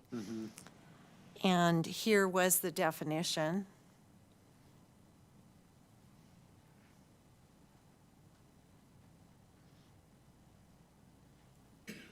And that includes the district setting carbon reduction goals, which you've talked about for quite some time. And then key points. The thing I like about the carbon is when we sell it. Right. Which is going, Less That's- we- that's it's getting the more money we less. The get. best thing is Yeah. on the carbon side for me. yeah, cash in. It's Yeah. always good. Yep, And we're selling what? Carbon.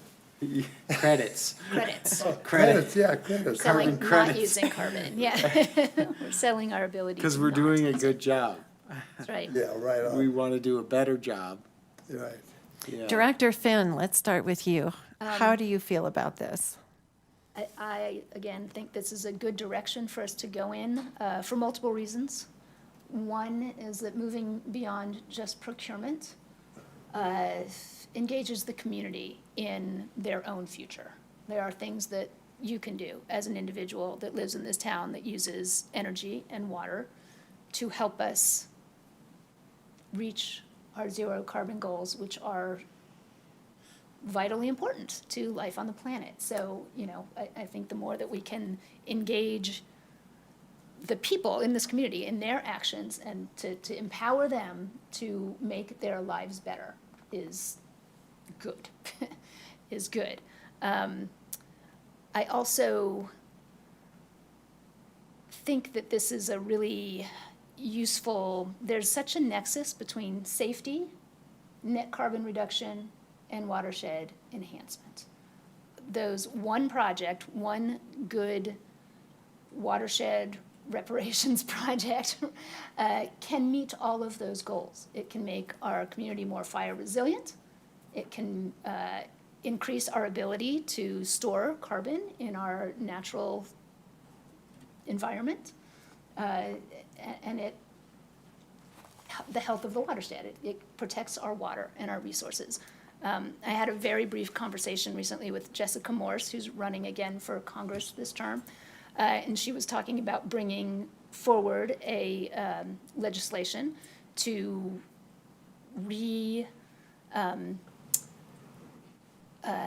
define watershed health and management as infrastructure improvement. And I thought, oh, well, that's a great idea. We're trying to do that. That's what we're doing right here, is we're sort of redefining the role that our environment plays in our life. And it provides so many amazing services to us. You know, it cleans our air, it cleans our water, it keeps us safe from fire. So I think that this is a good evolution of our 100% clean, renewable earlier initiative. Like, this is just a natural evolution of that initiative, in my opinion. It's just, these are the changes that we've seen happen in 2 years with the community and understanding and education. And, you know, we're just connecting a lot more dots this way. So I'm excited to see what kinds of reduction goals that we can set that are attainable and meaningful. Okay. So I think that's going to be an important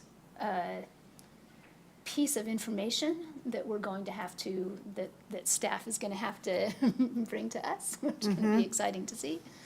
And what I heard you say that's kind of cool is that if we could find one project with safety and net carbon reduction and watershed all in one. I think that I those don't know projects are kind of what thick on the staff ground. thinks. Yeah. You know, I see Chad and Jared shaking their head. I haven't seen I Stephen think that Brian, but there's that's plenty really cool. energy in this moment in this room. Yeah. So. Okay, good. Director Harris, what do you think? I think that we've been doing a lot of these programs and part of the key points, and I guess this just kind of validates the processes and the goals and the, the rates. We just approved significant increase in rates, and talked about behavioral changes and when people use their electricity. So I feel that we're already doing a lot of this, a lot of the key points. Yeah, good. And I really hear and like the validation of what we're already doing and moving forward. Thank you for that. President Bender. You mind just kind of flipping through some of the other ones, just to kind of spark some additional thought there? There's metrics for success. Reduction, setting the goals, and, yep. Let's go back. New programs. There's- I guess I just like how, energy procurement's a big portion, so you keep it first in the definition. And then Okay. but I like where it is in the definition of that. You do? It's really important, but then, Krista, as you're saying, we got to do these other things to just keep reducing our, net carbon reduction, so to benefit that goal. And I like the idea of the 3 synergistic projects. Community solars could be fun. Biomass, still talking about that, don't forget. Your favorite thing to talk about. If we could just pick up the Loyalton plant and move it to Cabin Creek Road, and then somebody will put a lot of infrastructure in to connect Liberty and us, maybe, wouldn't that be kind of fun? I mean, sounds fun, a lot of money, but it's. I can see Jared's getting pretty excited over here. I mean, we're kind of laughing about it, but I mean, hey, Totally, yeah, that It's- project has been revived. Right, Cabin Creek right. is It being could happen. necessitated It could because happen. we have There's so many needs. Yeah. there's a Why lot would of- you like that the most? Say that again? Why would? Why Why? would you like the Cabin Well, because Creek? we're cutting the wood anyways, right? We're Yeah. doing mitigation to reduce wildfires, and everyone's doing that. There's Measure T. We're all paying for this. I love it. I think they came by 4 times and took, I don't know how many, 30 yards of fuel from from our property. So, you know, there's a lot of fuel out there. So that's just me. So I guess I like Measure T. I like what it's doing. We're already gathering all this stuff up. What if we just, you know, partner with Measure T and gather all this stuff and put a local, because it's going there anyways. I mean, we're Yeah. talking an enormous amount of fuel that's going there. So, yeah, I guess I get a little fired up too. So, Yeah. yeah. Cool. Director Aguera, how do you feel about this initiative? I think what we are doing is the norm, and we're keeping our face clean. We are. And I think we're on the level. And I think we just continue doing what we're doing, and it'll work out, and try to get this broadband thing going. See Great. what happens there. You're happy with what's happening? Yeah, I'm happy. Okay, like to hear that. Still here, and the 3 things are still happening. Good. The electricity's on, and the water's running, and there's money in the bank. Those are all Life is good good, things. As long Okay, as we sell more carbon credits for Joe, I think. you know, Yeah, sell more credits, that's good. Yeah, okay. Hear that? yeah, that's good. Okay, it sounds like with service reliability and safety and net carbon reduction, you're in alignment as a board and to moving forward. And don't forget biomass. I'm just gonna throw that out there Yeah, one more I have time, big, you know? I have it always underlined. The CTA did award the biomass program at North Star $20,000 to help with their education component, to help the community understand the benefits of biomass. So, Yeah. yay. Yay, nice. Another win in that. So that's bucket. good. Yeah, it was really fun. It was I great bet. to Yeah. take some money, give some money away. Yeah. Benefit the community. That's cool. Local watershed stewardship. So here's the proposed new board initiative, which we know, enhance local partnerships, best available science, long-term basin sustainability. And we went through the benchmarking, and you saw our Slido. And Tahoe Donner was really interesting here. Yeah. Do you have any comments on that? Yeah, through the community circles and other engagement, you know, the data point suggests that Tahoe Donner didn't have an interest in the district participating in the watershed. That's not the case. What the comment was that many of the residents up there that participated were concerned about the kind of overlapping nonprofits doing the same work and overfunding work that's already being done by other environmental and nonprofit groups. And so what I hear back from that is to make sure that we're partnering and not leading some new charge that someone else is already responsible for or that is funding, that we're doing it. I think Chad mentioned this pretty well in his presentation, that we need to seek to be partners in additive, not duplicative. So that's very important. It was a great feedback from the Tahoe Donner folks. Yeah, I like that perspective. Just, the intent is not to duplicate. Right. But to add to, because guess what? We end up drinking that water one day. So, Yeah. we need to have our little foot in the door or be a part of that discussion, because we end up serving that to the entire community, the water. Yeah. So, You know, to some level of success, we're doing that already in terms of our partnership with the Truckee River Watershed Council, and where we're helping there is not funding the mitigation or the environmental efforts, but using our expertise in CEQA documentation, facilitation, or permitting, or whatever it might be that we can help with in terms of not doing another project, but assisting the projects that are already in place. Okay, so here is the definition, just to review.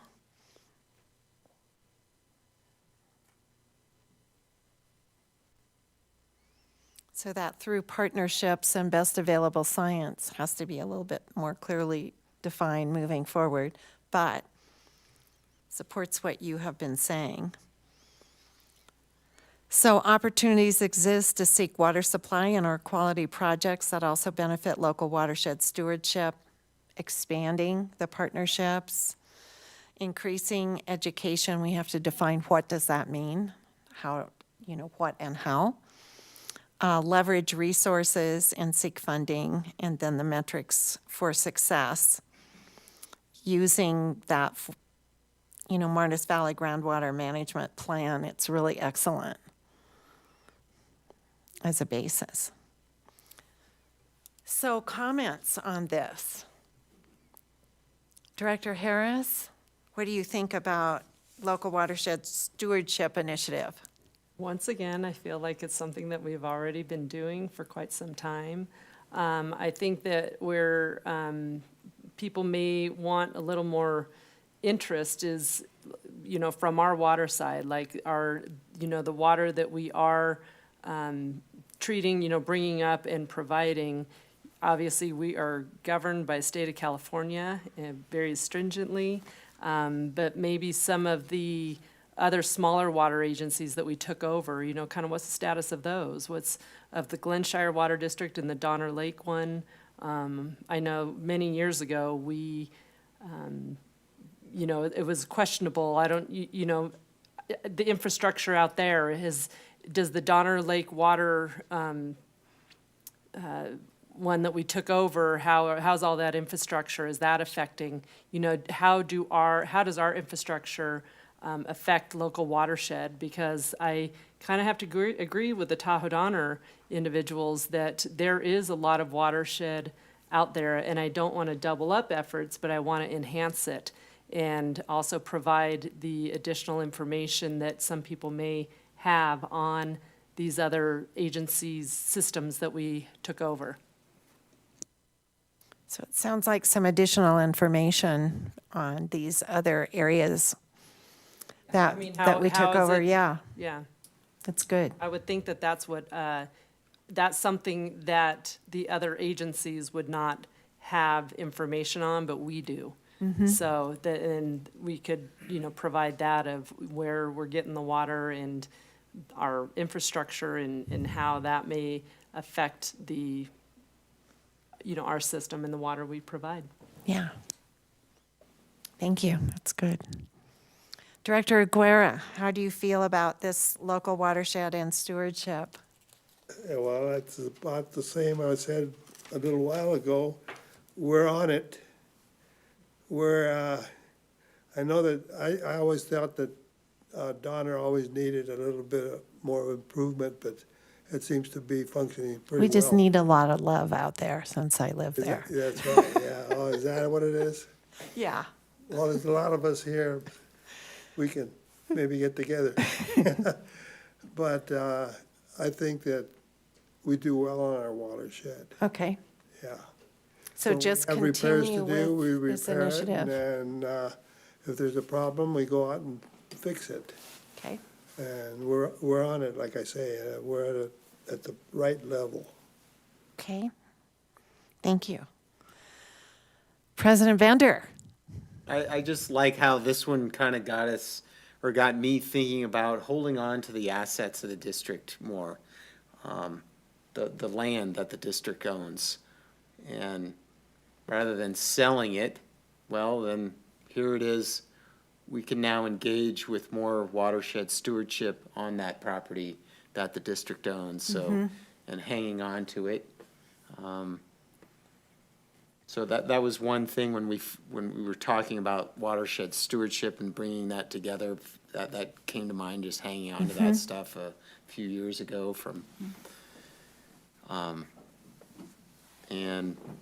yeah, we're doing it, no duplicity, it's happening, but this really having it as a strategic initiative puts a spotlight on it and says it's really important to us, because it's our duty to provide high-quality water and supply it to the communities, and this is where it comes from. It soaks into the ground, and then we pump it out, so Yes. it's part of the circle of our water. Great. So, yeah, we need, it highlights, it's very important, and I like that. Okay. I like your idea of rethinking, or it caused you to rethink about holding what our assets are. And Yeah, Yeah. yeah. It's like we don't need to sell it if we're not starving. We don't want to sell the water at all. Right, hang on to it Yeah. and manage it, and having it part of, improving it and keeping it a part of the watershed. So it keeps absorbing into the ground, making sure it's super clean when it does, so. Great, wonderful, thank you. Director Finn? Again, I agree with everybody's, to make sure that we're not duplicating efforts. I think that that's definitely something to keep an eye on, and I think we can do that by deepening our partnerships that we already have, that do exist, but letting our real experts, like Director Harris pointed out, people like the Watershed Council and stakeholders that this is all they do, help guide us in how we can support their work and in what ways we can be the most valuable to them to accomplish what their missions are as well, right? Protecting and restoring the watersheds. You know, and there are a lot of people in this area doing it because we need a lot of help. I mean, Donner Lake was on the front page of the Sierra Sun very recently about, you know, managing and protecting that piece of water that just is not getting.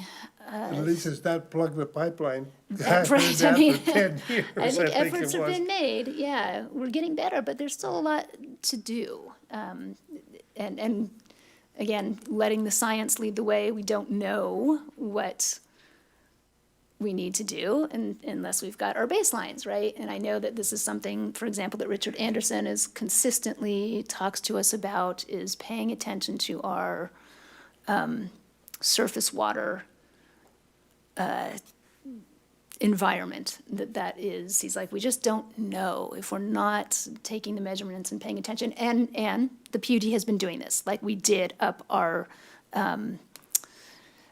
monitoring, you know, our monitoring of surface water sites. And when we have elevated that, we're going to continue to collect data, maintain data, so we have a cycle to look back on, or cycles to look back on. And so, you know, data doesn't work if you're not collecting it and then putting it into context.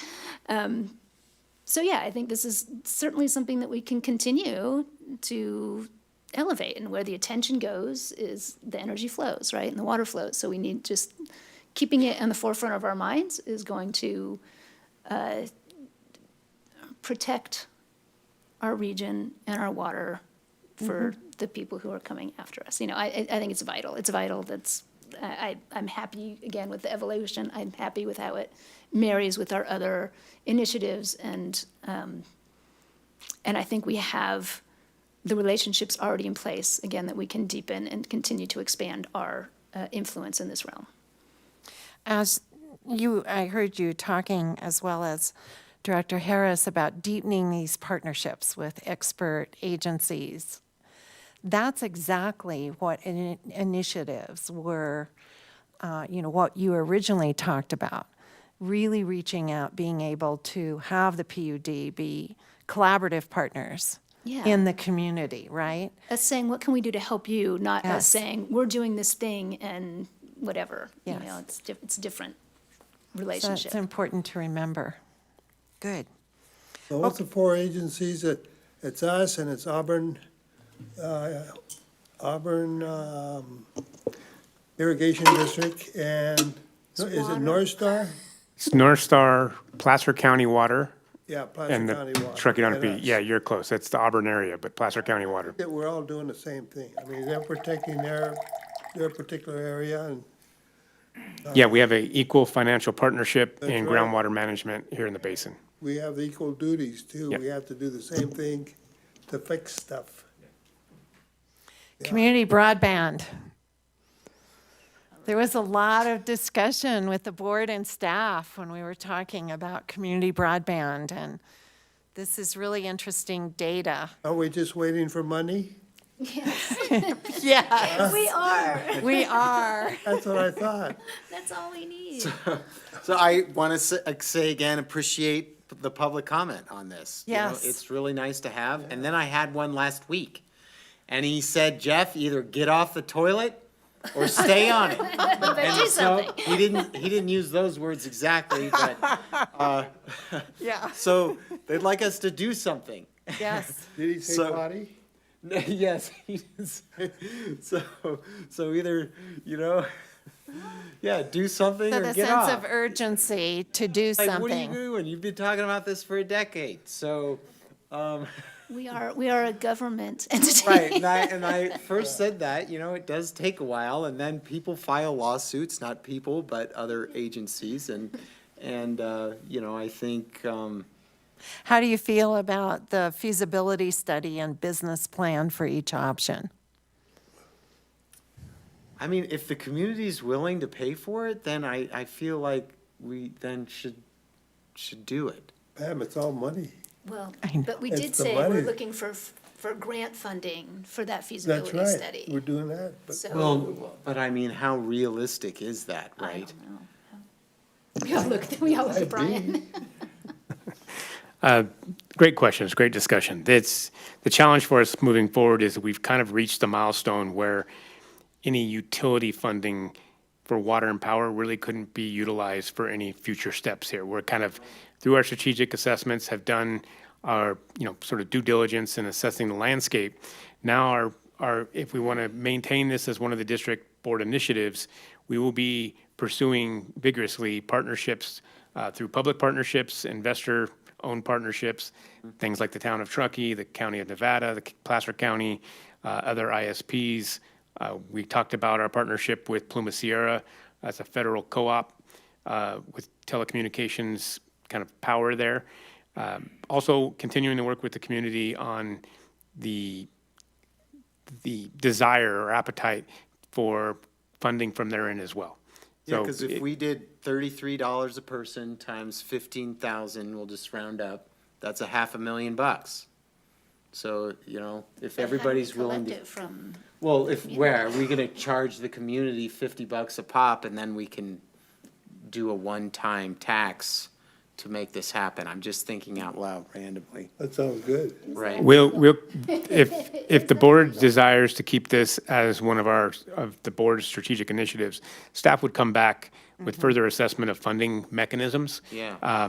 You know, Yeah. if it's something like a parcel assessment or things like that, it would probably be more appropriate through the town of Truckee or Nevada County.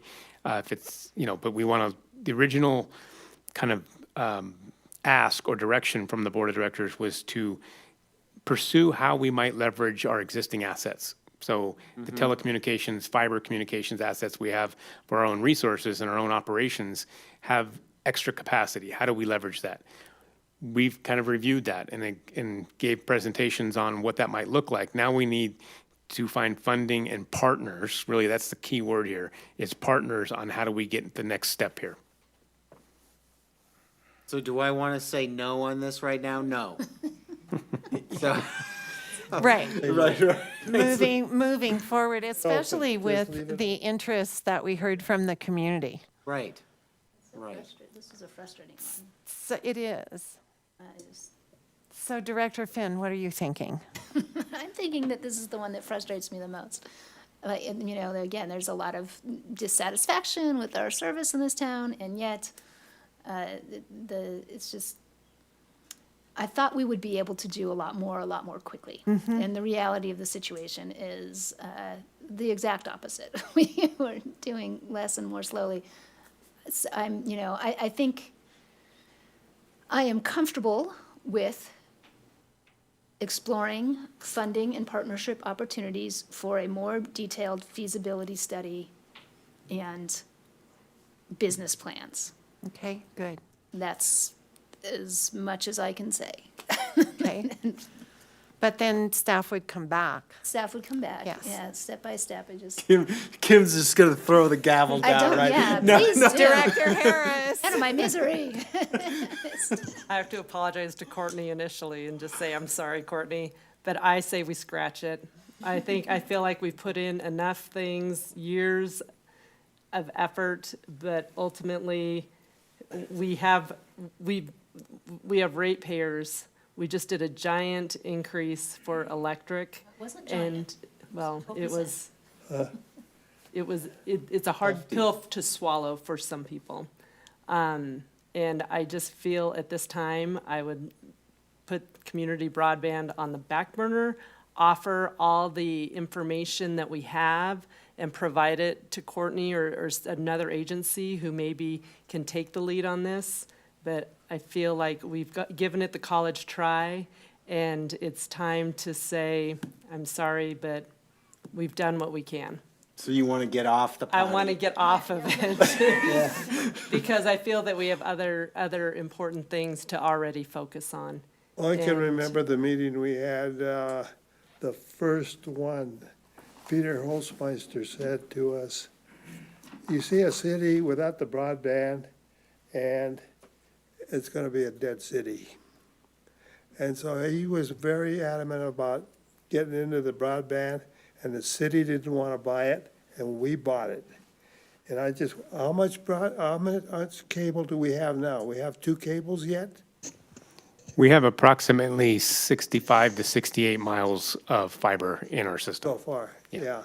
Well, it crosses the, We have a county. main trunk line going across the community that we lease access to, and then we have our own distribution system. that's what I mean. We did, I thought we sold some, but we didn't. The telephone company didn't go through their deal. They wanted to buy some, but they never bought it. And we came a long way since then. So I kind of hate to get away from that. I'd like to still spearhead it, but like you I said, think we have the information. Yeah. If somebody else wants to pick up the ball and run with it, pick up the money. yeah, that's, money's what you yeah, need. but That's ultimately, I That's just, what we need. I feel like I don't know if you know this off the top of your head, of how much money we have actually put into the evaluation of broadband over the past, Oh, we have. since it became a strategic plan item. Well, that's just 3 years, but the PUD's actually been. Been longer than No, that. it's been 15, 20 years that Yeah. we've been talking Yeah. about broadband with Holzmeister and Scott Terrell. Yeah, we originally put together a strategic budget of approximately $280K for all the initiatives, just to do initial preliminary investigations and pursuits. This was a lot of different strategic and kind of research development on really how to utilize our fiber network, how to pursue initiatives on the clean renewable and local generation. So we partnered with the current biomass feasibility study with the town of Truckee, the fire district, and the airport, and then this broadband uptown services study was part of that funding. So Kim, it's even worse than you're thinking, because it's been a long time, right? You know, It's been longer than 3 years. I mean, I just feel that we have done our due diligence in trying to bring it up. Yeah, but we have. I'm not interested in having a third utility within our walls here. I just, that's not where I'm, but, I mean, the board you never know what may happen with the next board. They may get individuals on there who are just gung-ho about broadband, and it may shift. You never know, so, but at this Let's point. push the town to pick up the mantle. Let's put it onto their plate. yeah, and that's why, you said it's frustrating, right? Because there's no clear answer here. And there is a desire from the community, so. So President Bender, what are you hearing your colleagues say? And what are your recommendations for staff with Well, this? I think I'm having a hard time of just actually letting it go, because Uh, No offense, Kim, No, but, that's yeah. fine. I'm 1 of 5. And I agree with Krista. It's, you know, it's a frustrating one and it's a big nut to crack. So, I like it, even though Scott said last but not least, but then I'm kind of thinking, I kind of like it least at the bottom. So, yeah, I kind of like it at the bottom, just, you know, the other ones are pretty dang important. Then I'm Do you not want, do ready you to want let go staff to yet. come back with a plan? And not put a lot of time or energy into it, but come back? I know Kim's saying no, Director Harris is saying no. It's the thing, you don't know, you don't know. So Yeah. it's like, in order to know, you gotta read, you gotta write, you gotta calculate, and so that just then provides better information, I guess, for all of us then to make a more informed decision. So the answer is yes, then. Director Finn? Analysis paralysis. Yeah, I mean, I think that, that I came down, that's where I came down. Right. Pretty much. Was Just like, making sure you're yes, still there. I am still there. Would be happy to be pushed off the fence. I don't have any, Kim, keep pushing and hammering with that gavel. Nice little present to hand off Yeah. to somebody else. somebody else, I yeah. mean, there may be a investment group who wants to look into Hence the it. partnerships, know. right? Yeah, so You that, know? I feel like we have provided a lot of information. And if somebody wants to pick up the ball, another agency, then we have the information. Maybe someone should stop suing LAFCO and filing lawsuits and then actually talking to us. Yeah. Right? I think, Brian, the bottom line is it's nice to just have a conversation Yeah. sometimes. So instead, they file lawsuits.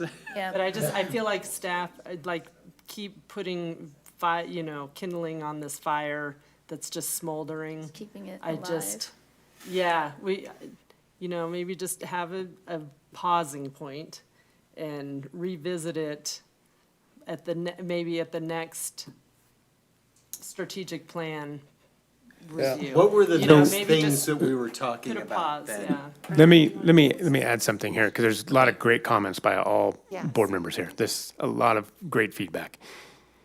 I would propose, staff would propose to, based on keeping this initiative kind of in the strategic plan, our proposal, our recommendation would be that there is community value in continuing to partner with our public partners like Pluma Sierra, who can incrementally provide additional services. And if they are pursuing the grants and where we can be co-signers in supporting those grants, it has minimal financial impact on the district's operation, but it continues to find opportunities for the community to leverage our assets.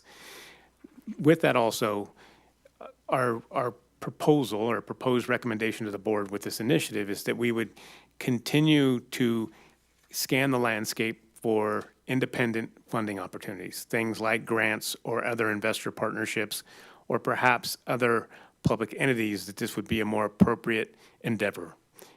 I think it's important, my recommendation to the board is to kind of preserve staff's ability to seek out ways or opportunities to leverage our current assets, because I think it has a community benefit. It's a community resource that's already been paid for. And so I think it's important that we continue to pursue that. I do agree with Director Harris in being very cautious on how we, making sure we're not using those fundings and assets that come from our enterprise rates, our water and power. Those need to be focused on water and power, using some minimal resources just to have communications and planning discussions with other partners might have a lot of value. Because we have put some groundwork in there in terms of the studies, the Uptown study, some of the work we've done already. I think packaging that with a partner would be a great opportunity. Sounds fair. Thoughts? Sounds fair. I mean, Okay. that sounded very reasonable. That sounded like, okay, you brought it back down to, Yeah. it's But kind is of that simple. different than what you got all were recommending? That's essentially what we're recommending. Okay, Mm-hmm. okay, I just, that's why we're kind of at a milestone, a standstill of the next step would be a feasibility plan, but we would need a funding partner for that. Yeah. Right. When I say funding partner, I mean someone to fund it. Somebody Not- who's money, right? The definition of a partner, Okay, We're in a pause someone who anyway. has money. Natural pause. We're in a natural pause. But it sounds like at least 3 of you aren't opposed to what the general manager is saying as far as community benefit without additional costs. Oh, you're I'll right. go along with that. I mean. Yeah, I mean, that's these are in my- assets the yeah. district owns. Right. Yeah, we still have to manage them and do what's best for the community. And Director Yeah. Harris, So- I heard you say you support that idea, concept. Okay. We're in a semi-pause. Semi-pause. But, we still need to be responsible with the assets we already have. Yes. so. Good. Well, it sounds like we have clear direction, staff. Clear as mud. Is it clear? Is it clear? Well done, everybody. Let's give everybody a big round of applause. Yeah, Folks. fabulous. It was nice to hear from all of the directors. That was a pleasure. So it was nice that y'all got your turn in the limelight. I appreciate it. Nice. And I meant the utility, you guys. Not these directors. We hear each other all the time.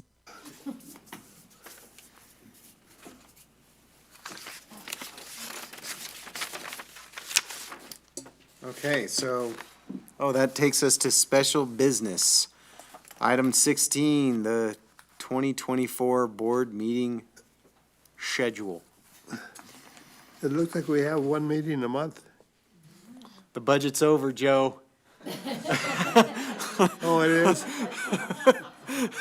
Okay, that's good. No more projects coming up? We're good for 2 years, right, Mike?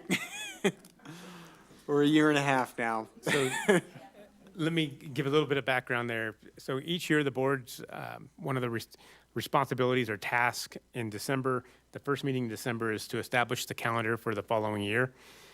District calls for regular board meetings to be scheduled the first and third Wednesdays of each month at 6 p.m. However, in recent history, going back several years now, the board, really as a result of some of the efficiencies we put in place, the annual public procurement that you all evaluated and approved earlier this board meeting really reduces the load in terms of having individualized or itemized board recommendations throughout the year. And so we've been able to curtail the number of board meetings throughout the year, with the exception of in budget cycles or necessary workshops, things of that nature. Yeah, So the but we can always have a special meeting. Absolutely, Always call it special meetings. absolutely. Pam's gonna need some.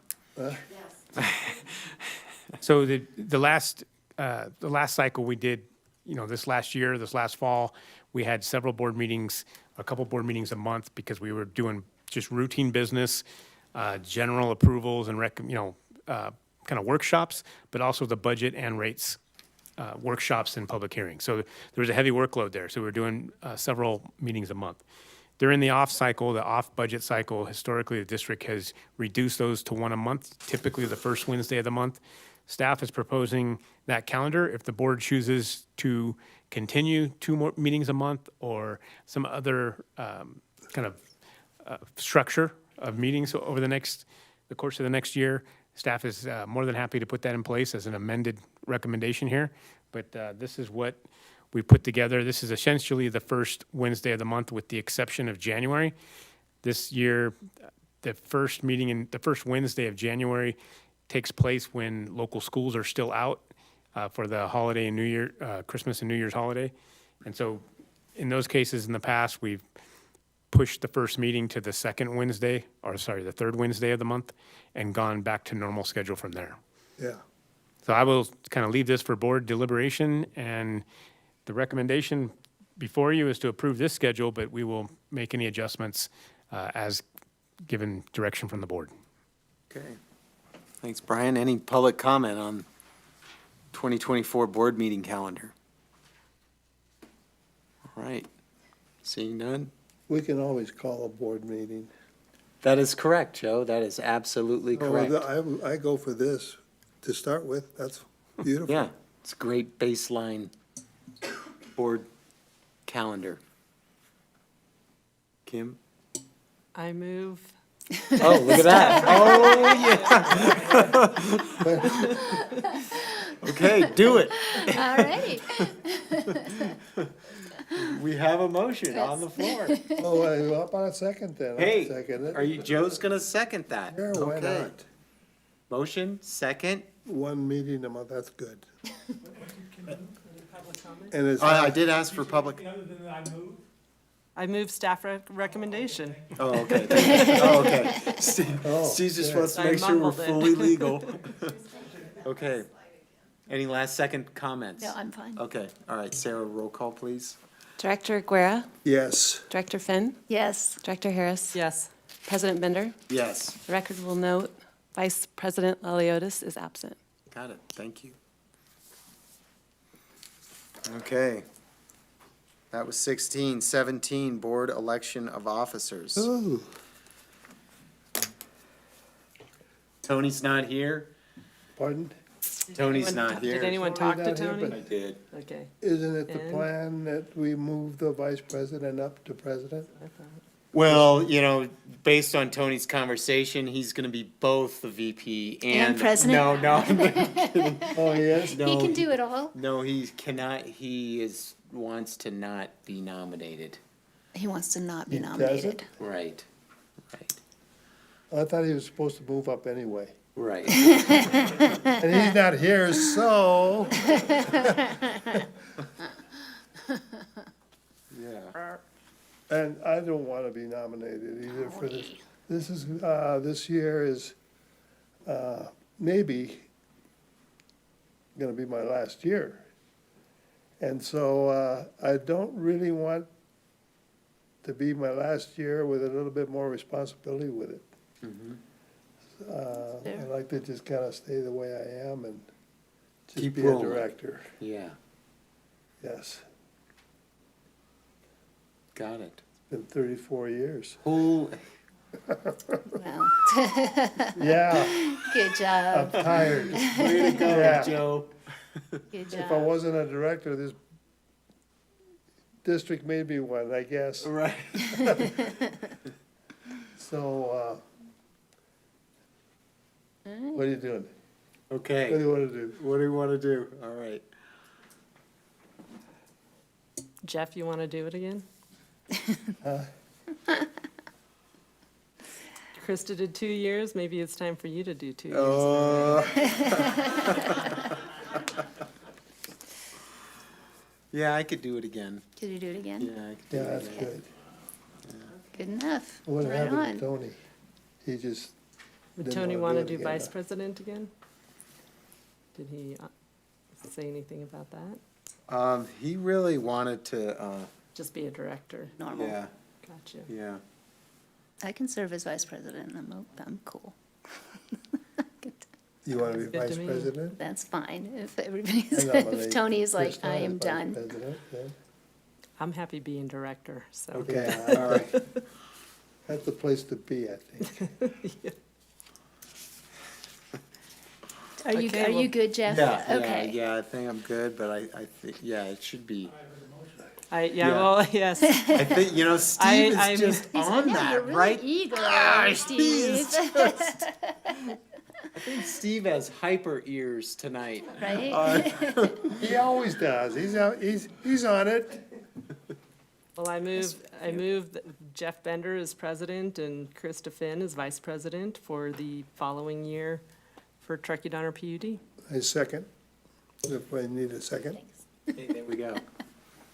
Got a motion and second. Sarah, roll call, please. Director Guerra, Yes. Director Finn, Yes. Director Harris, Yes. President Good boy. Bender. Yes. The record will note Vice President Laliotis is absent. Okay.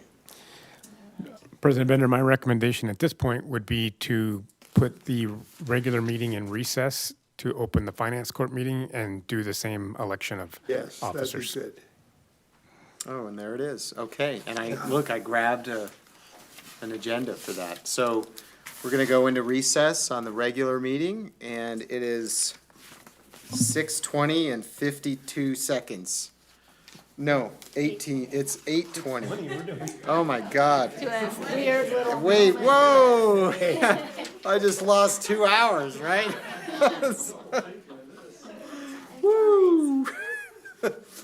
All right, so recess of the regular meeting, it is 8:20, and call into order of the Finance Corp. Of the Truckee Downer PUD. Sarah, roll call, please. Director Guerra, Here. Director Finn, Here. Director Harris, Here. President Binder. Here. The record will note Vice President Laliotis is absent. Got it, thank you. We're gonna skip the pledge, we already did Yes, that. that's good. Brian, any changes? There are no changes this evening. Any public comment on anything Finance Corp related? Not on the agenda. Okay, seeing none. Move on to action item number 6. We're gonna elect a president and VP for the Finance Corp. for 2024. And that's usually the president and the vice president of our regular board. That is correct. So I nominate the same people. I second. Okay, so we have a nomination of the same people and a second for, And the same Me, people, Jeff. I will define Me. as Jeff Brender as president and Krista Finn as vice president. Steve is happy now, thank you. You okay, Steve? Okay, roll call, please, Sarah. Director Aguirre, Yes. Director Finn, Yes. Director Harris. Yes. President Bender. Yes, The record will note Vice President Laliotis is absent. thank you. Oh, look at that, 2 minutes later. We are going to adjourn the Finance Court meeting of the Truckee Downer PUD is 8:22 right now. That's a new record for a meeting. Move to adjourn. Okay. Election of officers, that, we did, I'm gonna scratch that out, so now we're on routine business. We've got some, a nice group of minutes of routine business to approve, September 6th, September 20th, and the September 25th, October 4th, and October 18th, and November 1st. What? Any comments from the board? The only comment I had is, and I shared this with Brian, is that none of the locations were identified on the minutes. And I think that that's an important part to ensure that it's within the district boundaries. I don't know. I haven't checked previous minutes, but I did notice that because I know one of them was held off-site. If I may? Yeah. No special requirements for the minutes. They don't have to identify the location, but I think your point's a good one. I think it's worth noting on the minutes, the location. It helps create that good record of what occurred, where it occurred. Where it et cetera. occurred and Yeah, everything. Yeah, Okay. so I think it's a good call. Okay, All right. thanks. So you're good with these minutes, and then maybe forward, we can I would start adding I would roll actually do it on these minutes. Oh, and, okay. And, So approve contingent upon the addition of the locations. correct. call. Okay. Is that your motion, Krista? Sure. Okay, I who can move seconded that. Did someone second I'll that? second that. Okay, we have a motion and a second to approve the minutes with the contingency adding, The locations to the minutes. correct. Is that doable, Okay, do Steve? you want to identify the locations now, or are you going to leave that to staff? I think all, you know what, staff will probably want to confirm this, but I believe that all of the meetings occurred here at the district except for September 25th. I have no memory of where September 25th occurred. I was not at that That was meeting. at Gravity House. I think that's the one that you and Joe had missed. Oh, okay. No wonder I don't remember, Yeah. for good reason. I believe that's correct. Staff will verify that before we publish, but we'll make the adjustments on each of the minutes. Okay. Okay, we have a motion and second. Roll call, please. Director Aguirre, Yes. Director Finn, Yes. Director Harris. Yes. President Bender. Yes, The record will note Vice President Laliotis is absent. thank you. Joe, Yes. how about some treasurer's reports, November and December? So 2 months of bills that have already Oh, been my paid. God. Didn't we do them last month? Apparently not. We must have paid them, though. Yeah. I moved them that we pay the bills this month Which and last include, month. yeah, you got it. Okay, Item number 19, correct, Joe? I think so. Yeah, that's what it is. Oh, wait, oh, yeah, the minutes were the 18, 18 minutes. yeah. Okay. Well, I'll second that we pay the bills That have already been paid. that have already been paid. Okay, motion second, roll call, please. Did I Director do- Guerra? Did I do the report and the pay the bills? Yes, All in all one. in one Yeah, thing. okay, yeah, yes, Director Guerra? yes. Director Finn? Yes. Director Harris? Yes. President Bender? Yes, The record will note Director Laliotis is absent. got it. Thank you.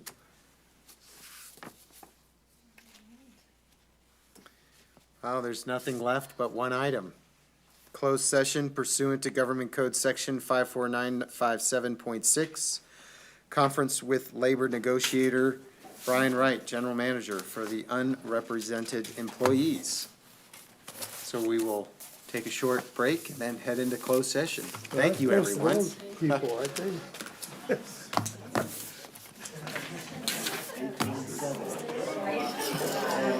Well, you guys want to raise or not?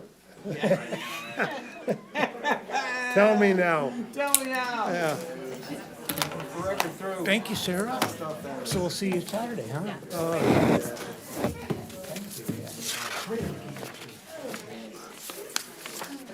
She'll look forward to seeing you too.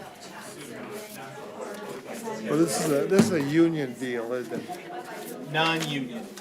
Oh, that's right, non-union.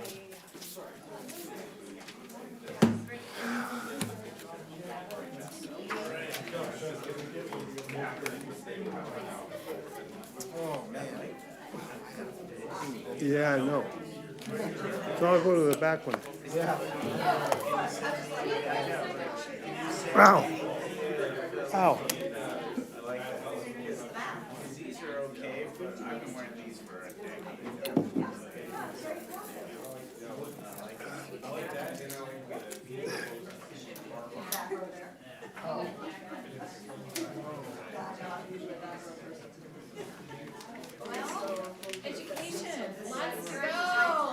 Thanks, really appreciate that parliamentary and parliamentarian acumen you developed. It's getting things moving. Things along. You've seen the ones that drag it down. Oh, my God. Well, thank you. As evidence in 2 minutes.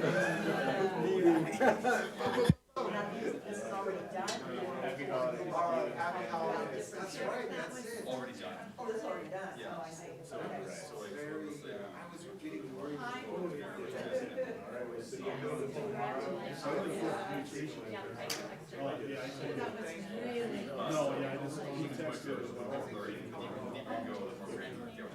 Cool, yeah. And then now we'll just close the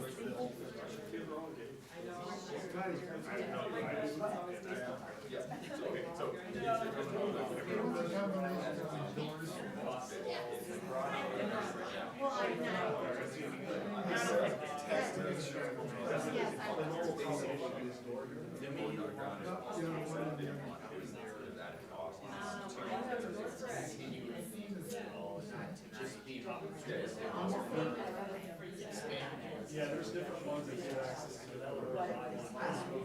Access to all the doors.